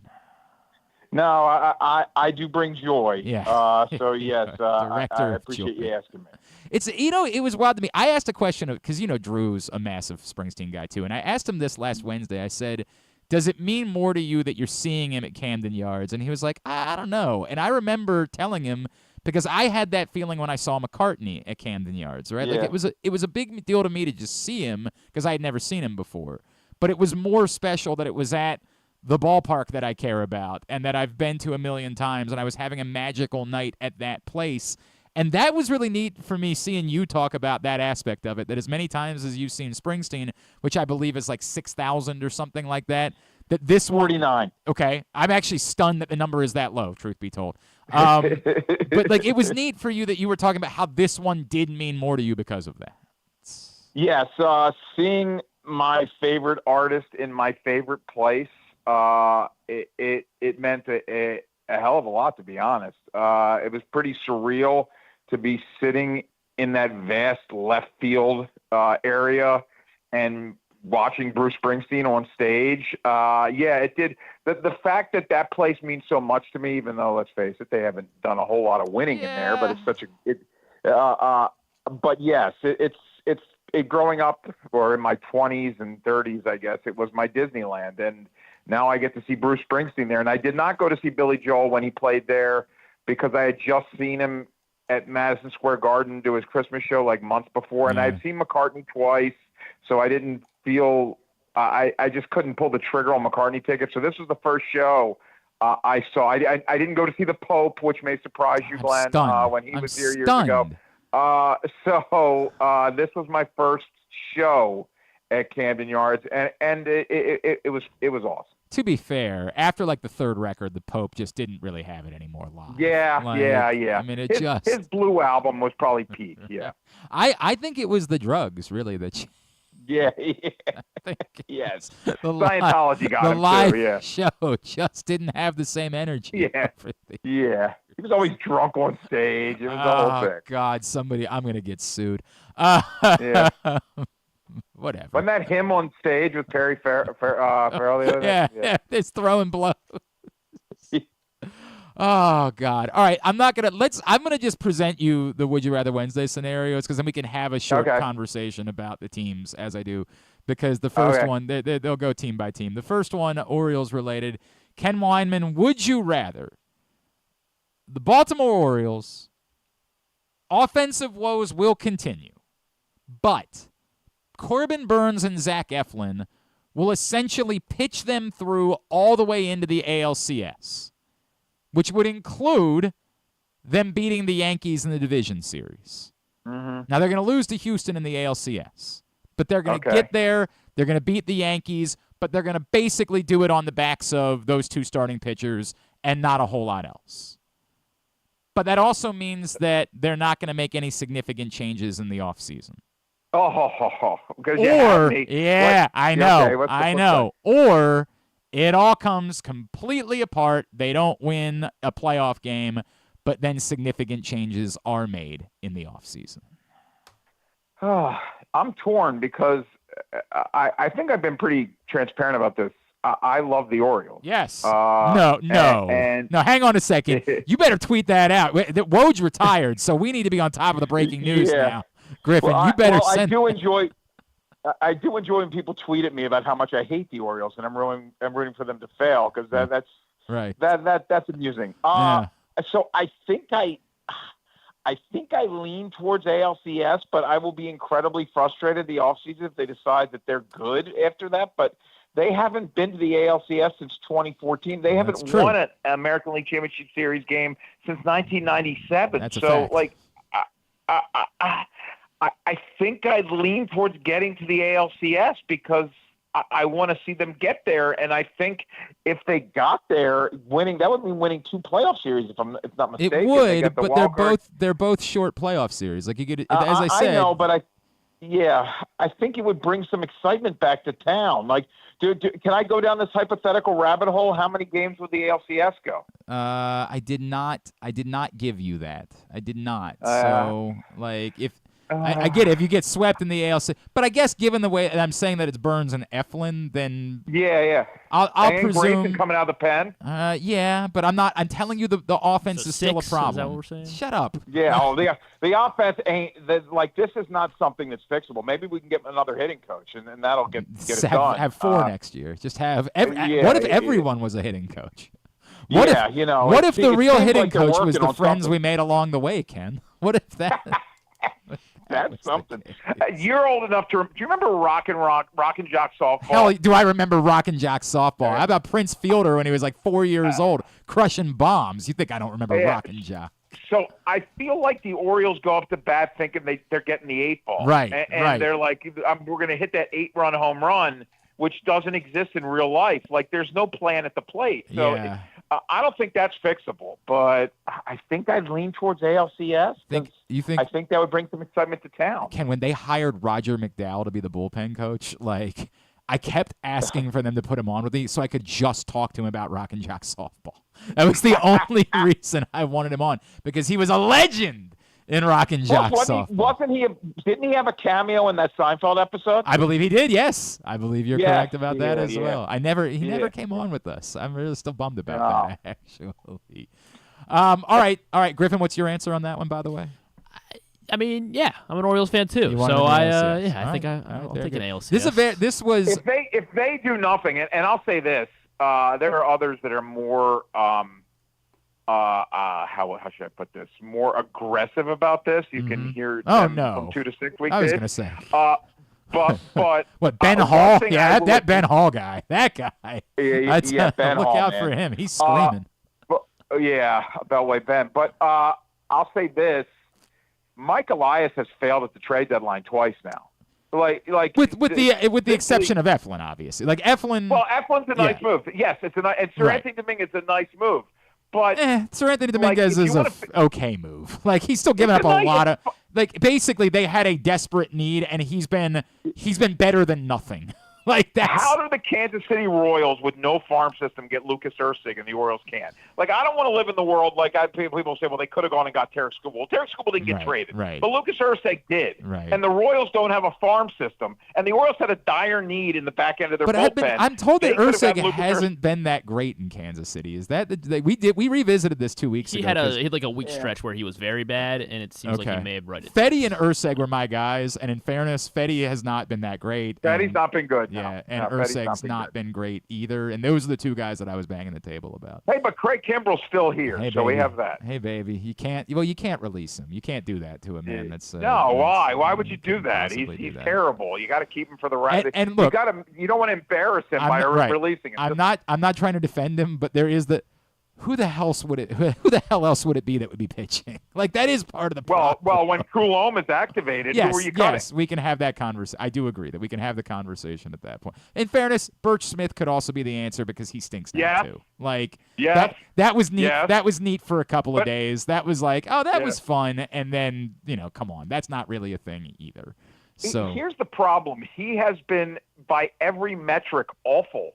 Yes. For a while now. Yes. Like, there's no argument like, well, if then this. No. He's terrible. No. Yeah, and Glenn, we can have two separate conversations. He's a guy that may end up in the Hall of Fame. That's fine. But he's also Willie Mays on the Mets. He stinks. Right. Both things are true. And by the way, that stuff matters to me when you did that with my team. Like, and I mean that, right? Like, you do that with my team. If I'm a Washington Capitals fan. And actually, I think Ovechkin's still been pretty good. But, like, if I'm a Washington Capitals fan, like, and Alex Ovechkin is barely able to skate at that point, like, that's fine. If he wants to stick around, I'm not running him out because the only reason why I've ever had a pleasant memory in my life is because of that guy, right? Well, Glenn, and let me say, Cal Ripken wasn't really good at the end, but he was a guy. No question. Cal Ripken, actually, it's funny because you say that, but the 2001 season was actually pretty good. The seasons leading up to that. Didn't he have the 5-hit game in Atlanta? Yeah, it was 6 for 6, I believe. 6 for 6. Yeah. I want to say that game was started by Rocky Coppinger. Oh man, I'd like to do some. I'd like to do some. Go back and look, or maybe he just pitched in that game. Maybe he didn't start it, but he came off. I want to say he might have even had a hit. We'll track that down. We'll get an answer to it. Number 2, would you rather a football genie offers you a deal that you can change one thing about how the Ravens' offseason went? Would you rather they're able to bring back Mike McDonald as their defensive coordinator, or they're able to bring back Kevin Zeitler? So this is a weird hypothetical because I have trouble with this one because I don't think either were very legit. My understanding is Zeitler wanted to come back, and the Ravens were just like, "Nah, we don't think give anything left." I'll totally understand that. That makes all the sense in the world. So here's the problem with that thinking. Okay, you think he's done. You want to get out a year early instead of a year late, but you didn't do anything to replace him. Right. Yes. Like that's and you signed Derrick Henry, and that's cool. But then you're like, okay, our offensive line stinks. Mike McDonald he's not turning down a head coaching job. I don't know what the heck's going on with the Detroit offensive coordinator who keeps turning down jobs to stay there. But I think the goal is to become a head coach. I also want to remind people that Mike McDonald didn't start swimmingly when he was defensive coordinator with the Ravens. That is true. Remember that Miami game here. It takes a couple weeks at least. Like Zach Orr's gotten off to a rough start. I feel like he's not aggressive enough. But if I had to pick, I'd pick Mike McDonald because he was arguably the top defensive coordinator in football when he left. It's funny because I think this one has skewed a little bit towards Zeitler just because the offensive line is the more unmitigated disaster at the moment than I know the pass defense hasn't been good, but I think most people feel the way that you do, that hey, that'll get figured out. It's not going to be this bad. I have had a couple people have made the argument of, well, at least you'd still have your head coach in waiting if you had Mike McDonald back. And, that obviously that takes us into a darker place and a conversation that will come back up. Griffin, what was your answer to this one? I'll go Zeitler because it's just such an unmitigated disaster. McDonald would still be gone in a year. I guess I'm kind of thinking Zeitler will be back for maybe 2 years. I don't know. I don't know about that part either. But and then Ken, number 3. More. Yeah, this is the one. Would you rather?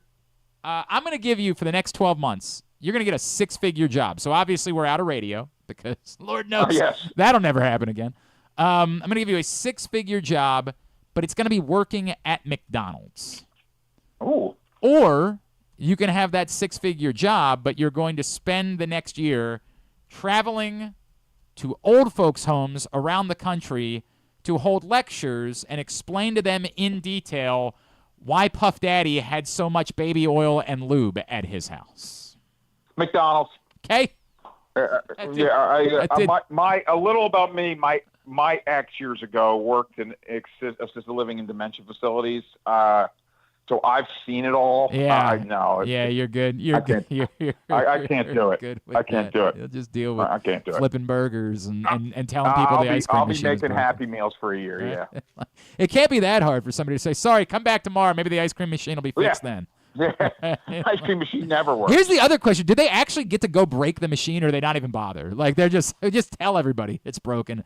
I think the machine never worked to start with. To begin with, they just put in a dysfunctional machine. I think it's possible A defective machine, that it's somebody's job every morning to just go kick the thing and make sure it doesn't work during the course of the day. Yeah. I think that might be the case.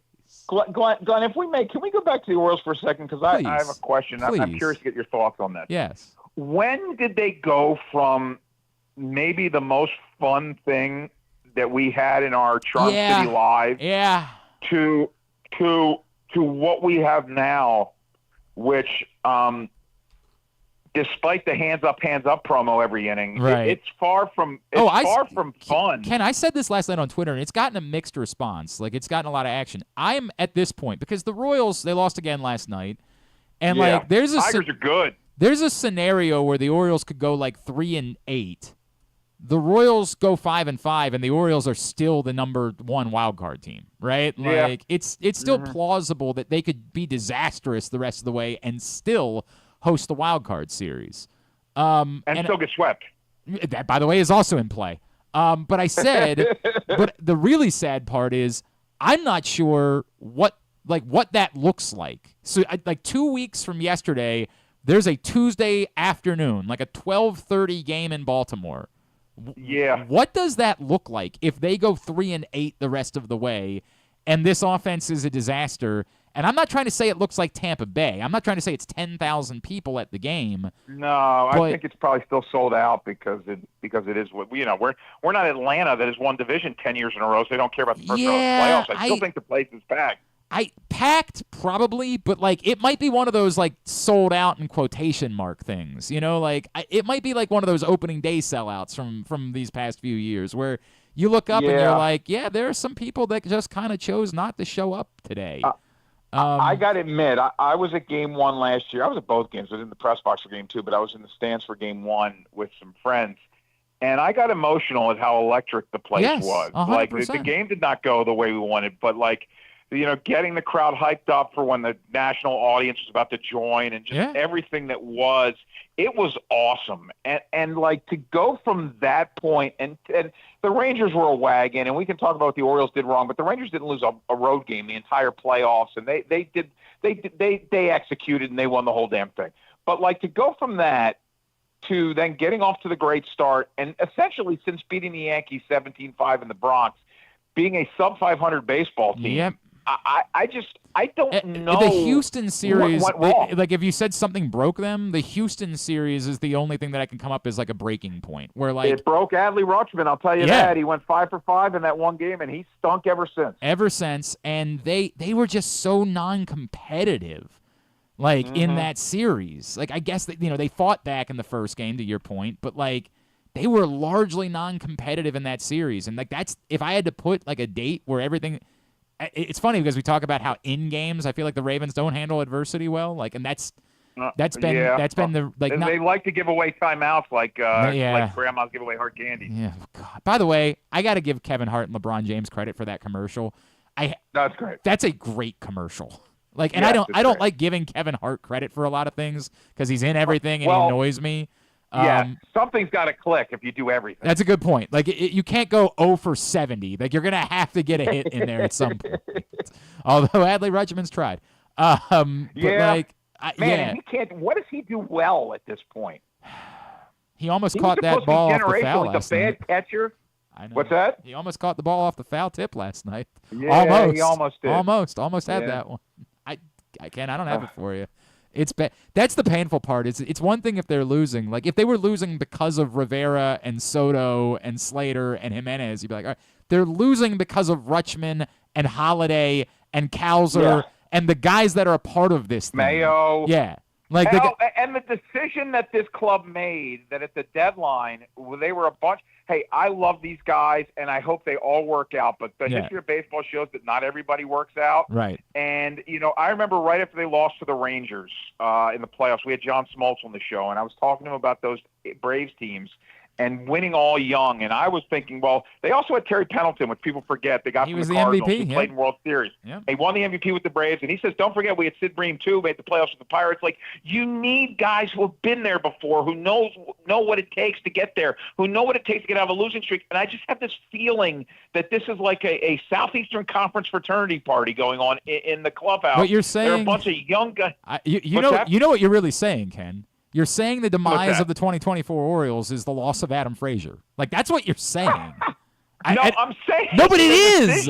Ken, I was begging for them to sign J.D. Martinez. I think a right-handed hitter who has been there, has done that. And everybody said, well, we need position flexibility. Well, now you got a neutered guy DHing every day who can't hit the ball in the air. So how's that working out? It's a fact. I'm telling you, like, I'm laughing about the Frazier thing, but like to the point of last year it being Frazier and Gibson, who were both wildly respected veterans. Like, wildly. Well, you heard the story of they weren't going to celebrate clinching a playoff berth, and Frazier came into the dugout and said, into the manager's office, said, "The hell we're not!" Right, and they celebrated it. Yeah. Now this year, I don't know, Chief. Like they lose a couple of games this week. They don't win another one, and they're mired on a 6-game losing streak, and they clinch. It's gonna be really uncomfortable watching that celebration. Let me put the fanboy hat on for a minute, Glenn. Yeah. Jordan Westburg comes back, and he's the glue guy, and he's the closest thing they have to a leader. God love you. And Grayson becomes their closer in the postseason because he can't get ramped, so he's David Price with the Rays. Yeah. I don't believe any of this, but I'm giving you a scenario. Are you trying to get Mountcastle back? Because it seems like that's off the table now. Like that's the real problem. I'd love for him to play first base because O'Hearn can't. Well, by the way, O'Hearn's turned into Steve Pierce. Yeah, they're going to have to run Santander out at first base because, like, it's just gotten – God, this is fun times. Fun. Remember what year was it? Was it 2014 where Pierce was a great utility guy for them? So they said, we're going to play him every day in 2015. And then they got over right. He's not That's that what guy. O'Hearn is now. 100%. All right, you're going to be having more fun talking about this afternoon from 2 to 6 p.m. Oh, yes. Or there will be yelling. There will be fun. There will be seasons in the sun. Look at you. He's Ken Weinman. I love him. You can hear him on Inside Access every afternoon over on 105.7 The Fan. And it's Ken Weinman Sport, right, on Twitter. Yeah, something like that. I thought that was unique. Love you, buddy. We'll talk soon, all right? Love you. See you. That's our guy, Ken Weinman. I apologize. We're late getting to Blake Horvath. Don't forget, the next Arthur Millette show is coming up. Not this coming Tuesday. Bump back 1 week to October 1st. We will be getting together at the Green Turtle Sportsbook in Towson.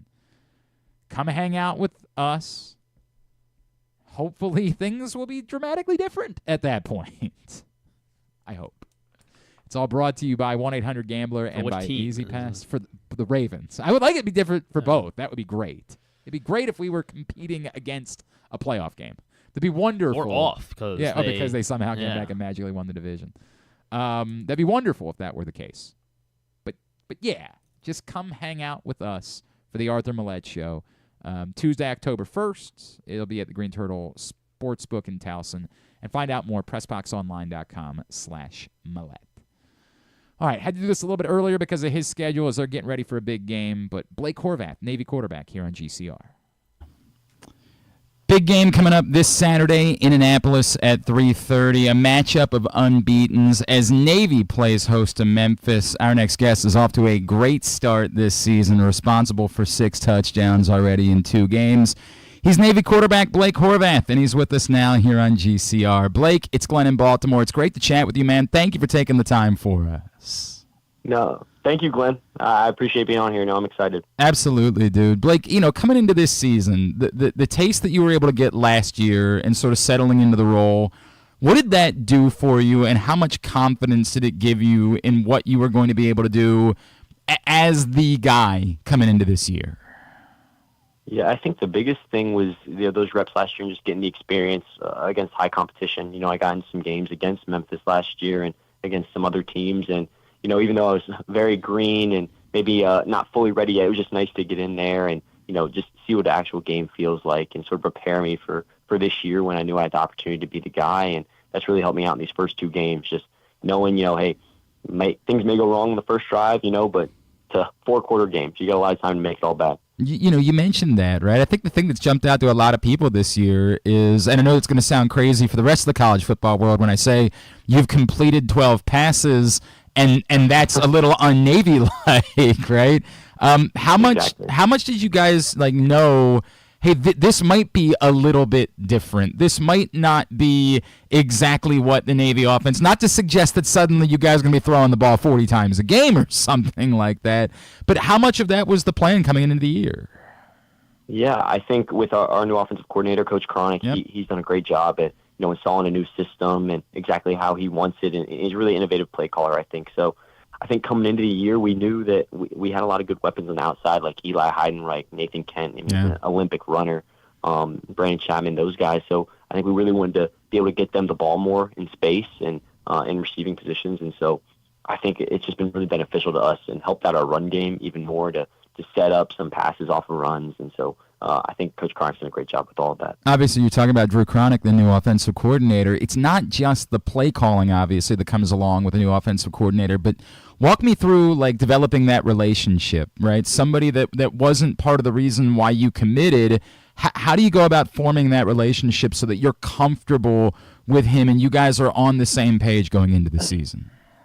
Yeah, I think when he came in, he just did a great job at instilling his culture of being a close-knit group and all of that. And he got to know us very quickly and pulled us into position groups to get to know us and just things more about us on a personal level, just sort of what makes us tick. And, he's big on faith, and so he's really, sort of instilled that within our team and, has sort of brought us a lot closer together, I think, as an offensive unit more than anything. And that's a big piece for him, is just being close. And I think he's done a great job with that. He is Navy quarterback Blake Horvath, and he is with us here on GCR as we get ready for Navy Memphis this Saturday in Annapolis. Blake, I have fun with throwing the ball, right? But, how much do you feel like that is adding another element? Look, we know this is still Navy, and you're still going to be running, as you have been running the ball plenty. But how much do you feel like it has impacted, like in the Temple game, maybe opponents not knowing what to expect quite as much from this Navy offense? Yeah, I think what really helped us in the Navy or the Temple game was we ran the ball well in the first half, and then second half I opened up our passing game even more. And then it works inversely too. If we can set up some passes, it slows down the DBs that maybe trying to fill to tackle our run plays and such. And so I think they both sort of complement off each other, especially in our system, where it slows down some of the DBs that may be trying to fill faster on run plays.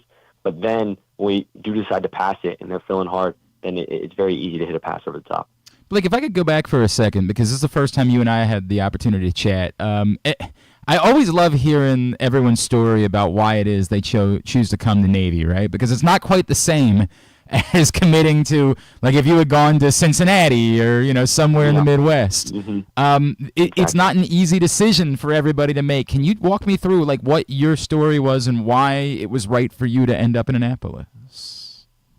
Yeah, my story started a lot later, I'm sure, than a lot of the other guys that were recruited in my class. I was recruited in December of my senior year. So after the first signing date, I believe, Coach Volker, our defensive coordinator, recruits Ohio, where I'm from. So he came to visit me, and I had no idea about the service academies, like most people do, and had no idea what military service would look like afterwards, and really what the academy even was. So I was very hesitant at first. Coach Volker came, sort of opened me up to the possibility, and then I told my parents about it. I was like, hey, this Naval Academy is actually a great opportunity. And I think my mom was more skeptical than anything. I don't think with my background, neither of my parents or immediate family was was in the military, so they didn't have a great understanding. But I think the coaching staff did a great job at sort of opening that up to us. And then it ultimately came down to, I think, just the prestige of the Naval Academy. It's a great place to get a great education and play some high-level football. And, I ran the triple option in high school, funny enough, so I thought it'd be a great fit for me coming in at quarterback, just having that opportunity to at least understand the system a little bit better, maybe than some other guys coming in. But that's sort of what ultimately led me here, just trying to do something different, challenge myself, and just thought the Naval Academy was a great place to be. The discipline required to handle the schedule at the Naval Academy, particularly as a football player, was that a big adjustment for you? Was that something that you were like, whoo, boy, I knew I was signing up for some, but I didn't know I was signing up for this? Or are you naturally like, hey, I mean, that's the nature of being a quarterback. You got to be ready to go like that. No, it was definitely a shock at first. Okay. It basically feels like you're sprinting at all times to get from class to class, from class to practice, from meetings back to class or a lift. And so it's definitely a busy schedule. And from freshman year to now, you sort of learn how to deal with it better. And so I think that's just been the big thing, is adapting as time goes on and knowing that it's never really going to get easier here. You just sort of learn to handle it better. And so I think it started out, sort of a shock to myself. But since then, like you said, it's just, going with the flow now, knowing that nothing's ever going to go according to plan. And so sort of roll with the punches and then adapt. Have you already started thinking about like what you might want to, like service-wise, what that might look like for you? Or are you still like, hey, man, I got some time before I got to worry about that? I've a little bit less time than maybe I would like, but I'm still looking at maybe being a pilot or even going on a ship. So those two really interest me. Honestly, it's I met some great people from both communities, whether they're pilot or a surface warfare officer, and I think both have sort of opened me up to the idea of, I'm more excited just to finish up and serve. I don't really care what it is, if it was submarines, pilot, marine, or surface. I'm just excited to lead people, I would say. That's really cool, man. I like the sounds of that. Blake Horvath, another few minutes with him here on GCR as we're getting ready for Navy Memphis this Saturday. Blake, in that timeline after you committed, right, there was the coaching change. And I'm going to guess because it was Coach Volker that had recruited you, that played a role in why you didn't waver. But can you walk us through why it was that you stayed true to your commitment and wanted to stick it out at Navy despite the coaching change?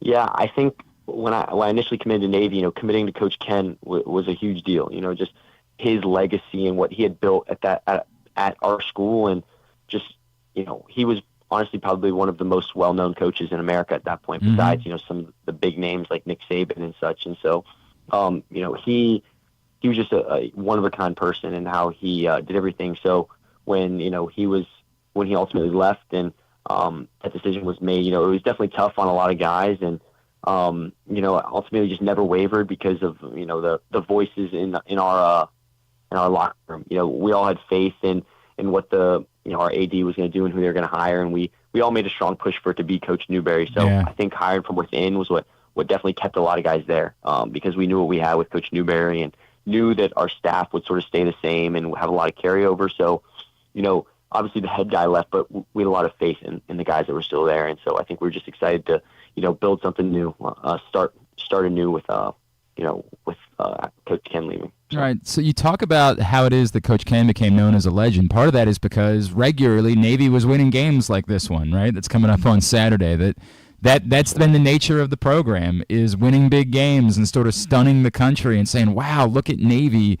How big of a deal is that? I'm not trying to get too carried away, because I know you guys got to treat everything as one football game, but the opportunity that's in front of you this Saturday to sort of restake the claim of what Navy football is, how meaningful is that as you prepare for this game? Yeah, I think, like you said, it was big of Coach Ken's legacy to win the big games, and he won multiple games against top 25 opponents. But I think it just goes back to sort of instilling that style of play that they ran back then, just being the toughest team on the field, and executing, not turning the ball over, and just being the best, most disciplined team. And so I think that's what we try to be every weekend. We're trying to reinstill that and make that our culture and sort of get that mantra back. And so I think, like you said, it's a great opportunity this weekend versus a really good team. And, I think we're just excited for the opportunity more than anything. Do you have to want to know every week? Right? Do you have to, as like a leader on the team, be like, okay, but it's still just one game? Do you have to do that? Do you feel like guys getting a little bit more juice? Like you have to almost bring them down a little bit and remind them, hey, it's just a football game? Yeah, for sure. You don't want to put too much pressure in the preparation, and get guys, putting too much stress on themselves or, playing like outside of themselves. No one has to be a superhero; just have to play within themselves. And so, I think that's the biggest thing is just treating it as another game and treating it as how we treated the Temple game. And the biggest thing we have is just beating the opponent across. It doesn't matter who it is, if it was Army, if it was Air Force, if it was Memphis or Notre Dame. Treating them all the same, and it doesn't matter what they do. It's all about what we do and how we play and how hard we play and how we execute. So I think that's the biggest thing is always just focusing on us and what we can do to win the game. Blake Horvath, again, Navy Memphis coming up this Saturday, 3:30 in Annapolis. An awesome chance for everybody to get down and see the midshipmen in a huge, huge game. Blake, can you remind everybody where you're at on social media that Navy fans, folks around this area, can be giving you a follow? Yeah, I'm on Instagram, X now. Those are, I guess, the two main ones. I think it's just like B Horvath 11 or Horvath_Blake on Twitter. It's B.Horvath11 on Instagram, I believe. Does that sound right? I think it is. Yeah, I think it's B.Horvath11. Right. I think that's it. Give him a follow there. Blake, it's been awesome seeing how you've settled into this role and what you have brought to this program, and we can't wait to see what's next starting this Saturday. Congratulations on everything so far. Best of luck moving forward. Thank you so much for spending the time with us this morning. We really appreciate it. Thank you so much for having me. It was great. It's Blake Horvath, Navy quarterback, who's been really, really good this season, and big game, obviously, coming up. I think that's going to be a part of our picks tomorrow will be Navy-Memphis. So look forward to I don't even know what the line is for that, but we'll talk about that tomorrow. We'll deal with that then. That's not a Wednesday issue. That's a Thursday problem to deal with. CountySports.zone is the best place to find out everything that's going on in local high school sports. Schedules, results, polls, news. They've got all of that. CountySports.zone. And it's not just for football. It's soccer and field hockey and volleyball and everything, all academic year long. And it's for every team, every school, every level, public, private, all across the state of Maryland. So find it all right now. CountySports.zone, proudly sponsored by your local Toyota dealer and buyatoyota.com. We'll come back in. We'll get a tidbit. We'll get tubular, and we will start to wind things down for a Would You Rather Wednesday edition of Glenn Clark Radio. Brace yourselves for an unparalleled in-person betting experience at the Green Turtle Bet Park Sportsbook and Bars in Canton and Towson. Experience the thrill of live betting with Baltimore's only state-of-the-art Vegas viewing TV experience. Choose between our on-site tellers or the convenience of our self-bet kiosks to place your bets. Gather your betting buddies and head over to the Green Turtle Bet Park Sportsbooks today. Green Turtle Bet Park Sportsbooks in Towson and Canton. The ultimate destination for game day excitement, great food, and live in-person betting. Must be 21. Please play responsibly. Gambling problem? Go to mdgamblinghelp.org. Hey Baltimore, it's number 10, Arthur Millette, and I'm hoping you'll slot us in all season long for the Arthur Millette Show. We will be traveling around the region all season, giving you the chance to get to know me and my teammates. There will be some football talk and a lot more. You can watch this show live on Pressbox's Facebook and YouTube pages and listen every Friday night on 105.7 The Fan. Find out more at PressBoxOnline.com/Millette. The Arthur Millette Show, the only show in town that's a work of art. The next Arthur Millette Show is Tuesday, October 1st at the Green Turtle in Towson. It's brought to you by Easy Pass and 1-800-GAMBLER. Whether your focus is luxury and comfort, convenience and technologically advanced connectivity, or sporty performance and aggressive styling, we've got the perfect Highlander for you. Check out buyatoyota.com for deals on new Highlanders from your local Toyota dealer today. If you're looking at your old boiler with a jaundiced eye, it's time to call A.J. Michaels. You'll save 50% of your energy, get a $600 rebate, and an 18-month no-interest energy loan. Find us at ajmichaels.com. That's ajmichaels.com. The ultimate fan experience awaits you at Sports and Social Maryland. See how we're raising the sports bar with our massive 100-foot media wall featuring 40 HD TVs and a 47-foot big screen. Bet on your favorite teams and this year's biggest events at the FanDuel Sportsbook while enjoying your favorite beers and cocktails, plus our delicious takes on bar food classics. Visit Sports and Social at Live Casino in Hotel Maryland, at Arundel Mills. Must be 21. Gambling problem? Call 1-800-GAMBLER. The drug scene in Maryland is changing. Fentanyl and xylazine are being added to street drugs, and you may not even know it. Xylazine is not even intended for humans, and fentanyl is an opioid 50 times stronger than heroin and contributed to over 80% of overdose deaths in our state. Anyone who uses drugs, even occasionally, is at risk of overdose. To learn more, visit stopoverdose.maryland.gov or call or text 988. Gambling can be a fun and entertaining experience, but there are risks involved. If you're planning on betting on the game at the casino or on your phone or computer, know your limit, stay within it. Set a budget and a time to stop. Remember, gambling isn't a financial solution, and it doesn't mix well with alcohol or drugs. Know the risks and have a plan before you begin gambling. For free and confidential services, call 1-800-GAMBLER 24/7 or go to helpmygamblingproblem.org. Driving in Maryland? Did you know an Easy Pass from DriveEasyMD.com can save you time and money? Of course you did, because you are a thrifty driver. An antenna reads your Easy Pass transponder and automatically deducts the toll from your Easy Pass account. There, you just saved money with Easy Pass, all without slowing or receiving a notice in the mail. Well done, thrifty driver, well done. Get your Easy Pass at DriveEasyMD.com. Contrary to what some people believe, I actually like this guy when he sleeps. Glenn Clark, talking sports. All right, back in here and winding down for a Would You Rather Wednesday edition of the program. Don't forget, if you get your responses in at Glenn Clark Radio on Twitter, Facebook.com/Glenn Clark Radio, you will be registered to win a $25 gift card to Glory Days Grill. So if I were you, I would make sure you go ahead and do that right now. I'm trying to think if there's anything that we didn't cover today. Just the Woj stuff. I guess we went. Oh, right, the Woj thing. Yeah, well, I mentioned it passingly with Ken. Yeah, that's crazy, right? Adrian Wojnarowski out, leaving ESPN for St. Bonaventure. He's getting out of media altogether. He's going to be the general manager of the St. Bonaventure basketball team, which was his alma mater.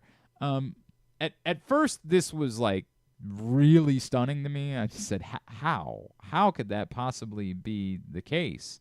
But I reading his statement about it, I get the sense that this is really just about him getting out of media, like him just deciding he's done.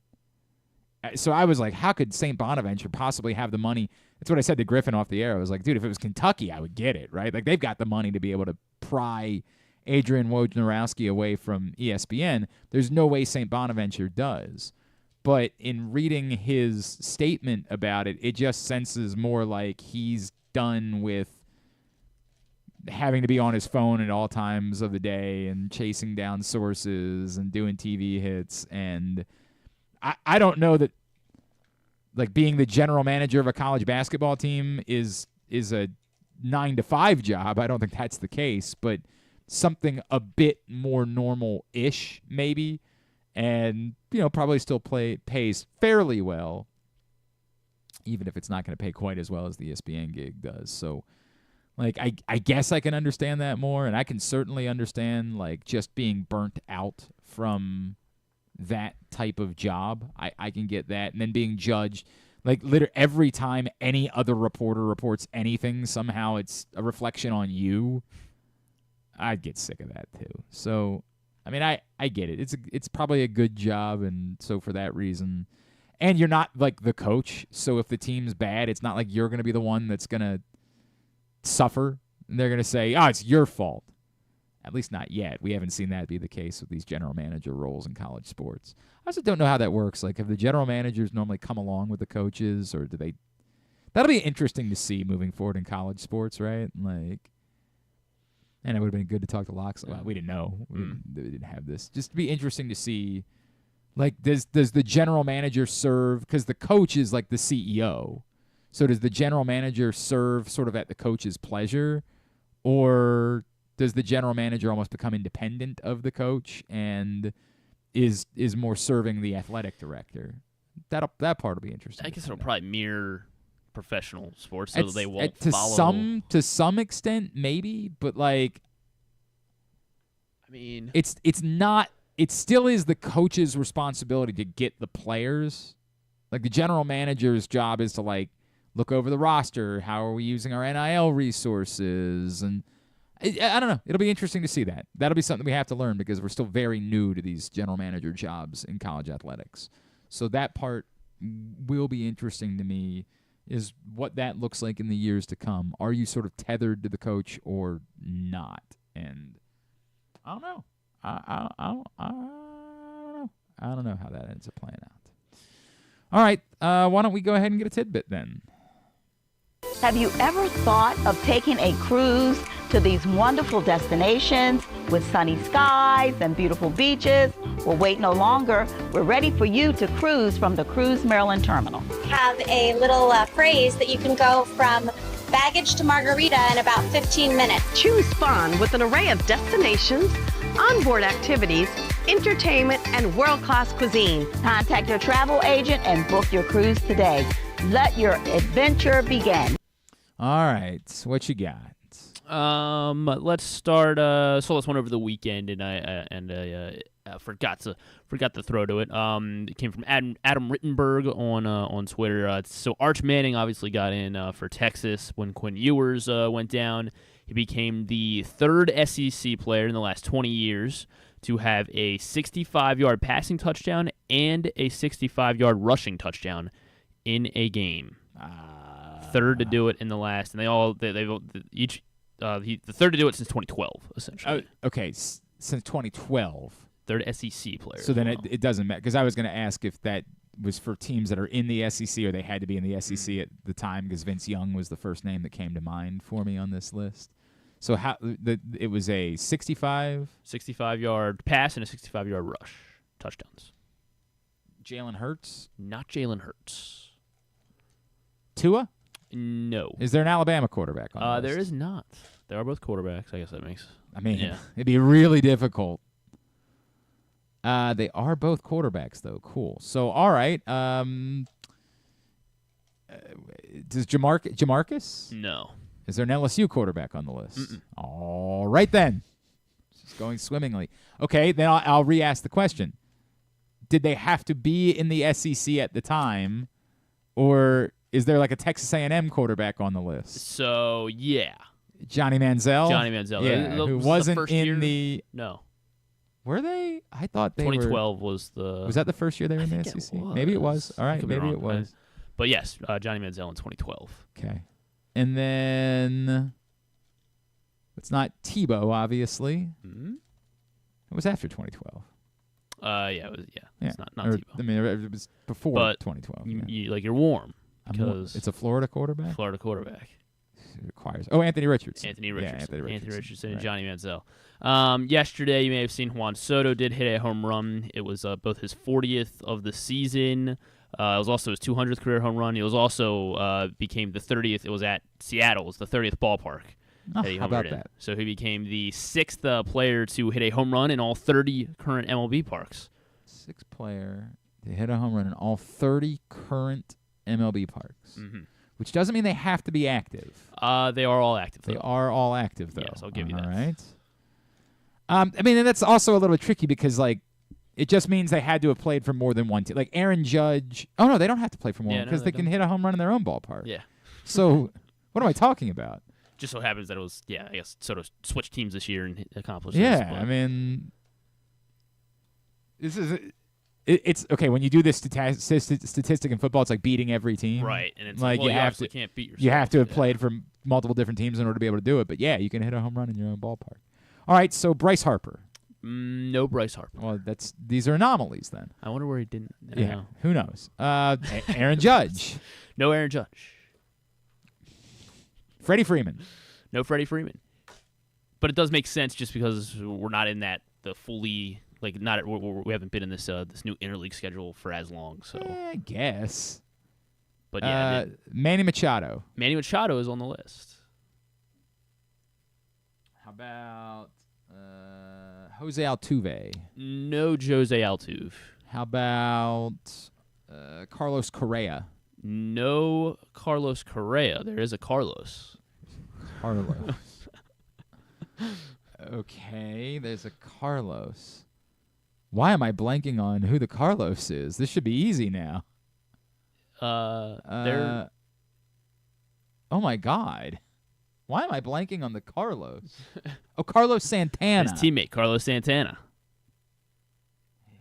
That one could have slipped away from me. Yeah. Yeah. If I had known there was a Carlos on the list, I might have struggled with that. Mike Trout. No Mike Trout. Again, yeah, I don't know where. JD Martinez. No JD Martinez. Paul Goldschmidt. No Paul Goldschmidt. Okay. Schwarbro. Mm-mm. Arenado. Mm-mm. Wow.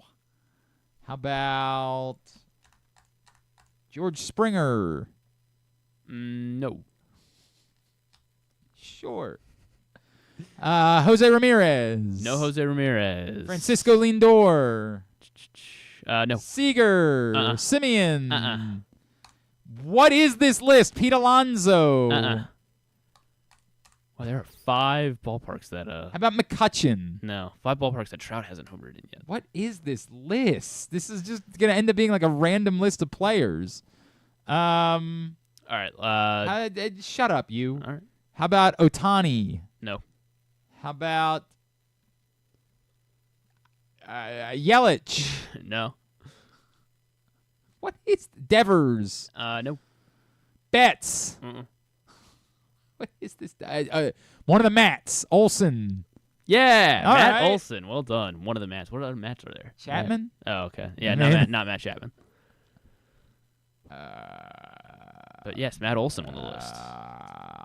All right. Yeah, give me something. We have a teammate of Juan Soto.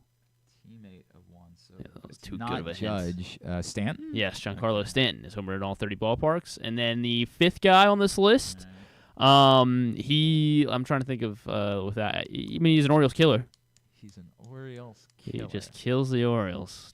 No matter what team he's on. Kiermaier. No. He is an Orioles killer. Orioles killer. I don't know. It is no, I can't give it to you. It's he's a Diamondback this year. He's a Diamondback this year. Yeah. Did his Orioles damage? I mean, when Diamondbacks were here, he had a good series, but Diamondbacks. I don't remember. Damage as a Blue Jay. Did his damage? Oh, yeah. Oh my God. Oh my God. Why am I blanking on who that? I know exactly who you're talking about. It's Grichuk. Yes. Randall Grichuk. He's on every list somehow. It feels like just all the random lists. Randall Grichuk's on. Super random name to be on all the ballparks Grichuk, lists. Manny Stanton, Carlos Santana, of course, Matt Olson, and now Juan Soto. How about yes, that? all the current 30 ballparks. All right. Yeah, no, I think we're good. Okay. I think we're good here. All right. Whatever Well, it is- I did want to tell you though that at Live Casino this year. Well, yeah, we can do that, but I can lead you into that. Oh, okay. Yeah, keep it. If we get to the end of the show, then yes, you need to panic. Okay. If we don't get to the end of the show, then don't. Sometimes I'll I us get there. worried that you're losing your edge, you know. And then Or just say it this way. Okay, I'll learn.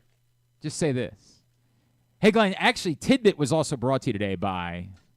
That's pretty good, actually. All right. That's pretty good. Hey, Glenn. Tidbit today was actually brought to you by our friends at Live Casino Hotel. Because this season, every time Baltimore football or Washington's football team score a touchdown during home games, Live Rewards members will be receiving $7 in free slot play. You have to have your Live Rewards card inserted correctly into the slot machine and be actively playing to get your prize. But once they score a touchdown, you will get $7 in free slot play. It is valid for slot play only, and this is at Ronald Mills. Must be 21. Please play responsibly. For help, visit mdgamblinghelp.org or call 1-800-GAMBLER. Okay, now let's get totally tubular. I would love to. Boy. Oh, boy. Experience the thrill of the Mars Maryland 5-Star at Fair Hill, presented by Brown Advisory, coming October 17th to 20th. See the world's best equestrians compete in the sport of eventing, the ultimate test of horse and rider. Enjoy a weekend festival featuring local food, shopping, and fun for all. Come for the event and stay for the experience in Cecil County, home to the Chesapeake Bay waterfront, vibrant small towns, and family entertainment. Tickets on sale now at maryland5star.us. All right, here's what's coming up tonight. Totally tubular. Orioles, yeah, they'll keep playing baseball games. Masson 2 for Orioles-Giants tonight at 6:35. Hayden Birdsong and Dean Kramer. Did I see that the game is sold out tonight? No, I think it's so. The Bark at the Park, I know, is sold out. But, like, I went to look at tickets because I saw somebody say that. It might have been Paul Valley who said that. And I went to look, and I was like, you can't get tickets, period? And I didn't see anything available. So, like, I don't know what to make of the night. I don't know what's going on. Maybe it is. I don't know. Orioles. I went right now. Here Tickets. I am. I want to buy tickets. What's today? For tonight. Tonight is Wednesday, 6:35. I know. Right. That's today's mean, game. then sure, yeah, maybe this will be the last sellout of the year because we're not selling out the playoff games. I say, show me. No, yeah, you can get tickets. You can? Yeah. See section. All right, yeah, you can. Okay. All right, never mind. Yeah. I don't know. It's just a weird. Maybe it's the system that's I not think good. it's. I think it was like for some reason they don't. I guess they'll limit the number of dogs that. Well, yeah, that I know. I know they were doing that. I know that was sold out. The Bark at the Park. All right. Anyway, yeah, that's tonight, and that's basically it. Masson Nationals Mets 7:10. MLB Network Athletics Cubs 2:20. Phillies Brewers 7:40. Yankees Mariners joined in progress late. That's also live on ESPN Plus. MLB TV, Twins Guardians 6:40. Some MLS action tonight. You can't miss that. Charlotte FC and Orlando City at 8:15, and then Austin FC and LAFC at 10:30, both on FS1. Champions League this afternoon on CBS Sports Network. Club Brugge and Borussia Dortmund at 3, and TBS for AEW Dynamite at 8. Non-sports. Yeah, good bit. Of course, I'm not going to be watching the Royals game because it is season 47 premiere of Survivor. They're still doing that. It's a great show. That is it's a great show. unbelievable. They're still doing that. If you're not watching Survivor and you're not watching the Orioles, you'll be watching The Golden Bachelorette. I understand that The Bachelorette is from Maryland. Oh, really? The Golden Batch is? Yeah, I don't know. Probably D.C. suburb, probably. Okay. It's like one of those things, a stretch. Let's see. What else? John Hamm's in Transformers, so he'll be on Jimmy Kimmel. Or does a voice in Transformers. Of course, John Hamm's in Transformers. Why not? MasterChef Season 14 finale on Fox. So big night at 8 p.m. for the network television shows. New episode of Bad Monkey. I guess I must be like 2 or 3 episodes behind. I didn't realize we were already at the finale. Unless I'm getting bad information. But yes, I believe today is the finale. We got very frustrated because they didn't air an episode for a month between the Olympics and the conventions. It was just no MasterChef. So I also think it's possible we just fell so far behind because we were so frustrated with that you might be right. Agatha All Along on Disney Plus. Right, with that Catherine Hahn. Today. Yeah. Or actually, sorry, 9 p.m. is when it doesn't drop until 9 p.m. tonight. All right. And that's What's Next? The Future with Bill Gates. New series on Netflix. It was Agatha all along. Looks really stupid, the Bill Gates thing. That's not going to do anything for me. He's trying to make himself look human, even though he's not. So okay. looks dumb. But yeah, that is it. Agatha All Along, big one, I guess. All right. And Survivor. And Survivor. Right, yeah. If you say so. The MasterChef is the only one that actually matters, but sure. All right, very good. Thanks today to Blake Horvath from Navy. Thanks to Mike Locksley. Thanks to Jeff Chadiha and to Ken Weinman. We'll get all that up in the greatest hits section of the Here we go tab at GlennClarkRadio.com. Tomorrow, picks. Carlos Pena will join us. Carlos Pena is going to join us. Yes. Placata. We'll talk some. Of course, that'll be pleasant. Have lots of fun things to talk about with Carlos Pena. Well, I mean, he's a positive, paternal optimist. He does. He is you're right. Or I mean, we know it's going to be bad if Carlos Pena says, "Yeah, guys." Yeah. I guess that's. It's over. I guess that's true. Her name is Joan Vassos. Is the Golden Bachelorette? Yes, Where is Joan she? She's Vassos. from Rockville. So yeah, not really not a local, but technically a Maryland native. Yeah, all right. Of course, obviously, Manchester Valley baseball. Their 2018 that's the regional big, title that's the big run one. was win over Rockville. Oh, there, okay. So, yeah. There you go. That matters. People care about that. They do. All right. Thanks everybody at Press Box. Pleasant memories in Rockville. Sure, if you say so. All of our great sponsors and partners, including the Maryland 5-Star, Live Casino and Hotel, Cruise Maryland, Ocean City, Easy Pass, Royal Farms, the Green Turtle, Bet Park Sportsbook, Towson and Canton, Living Classrooms, Maritime Magic, HelpMyGamblingProblem.org, Costa Sin, MSAA, AJ Michaels, the Baltimore Orioles, your local Toyota dealer, buyatoyota.com. Thanks to Griffin at Griffin_Bass. Follow us, Twitter, Instagram, and TikTok at Glenn Clark Radio. Have a great Wednesday evening. Sure, go Birds, I guess. Duke sucks.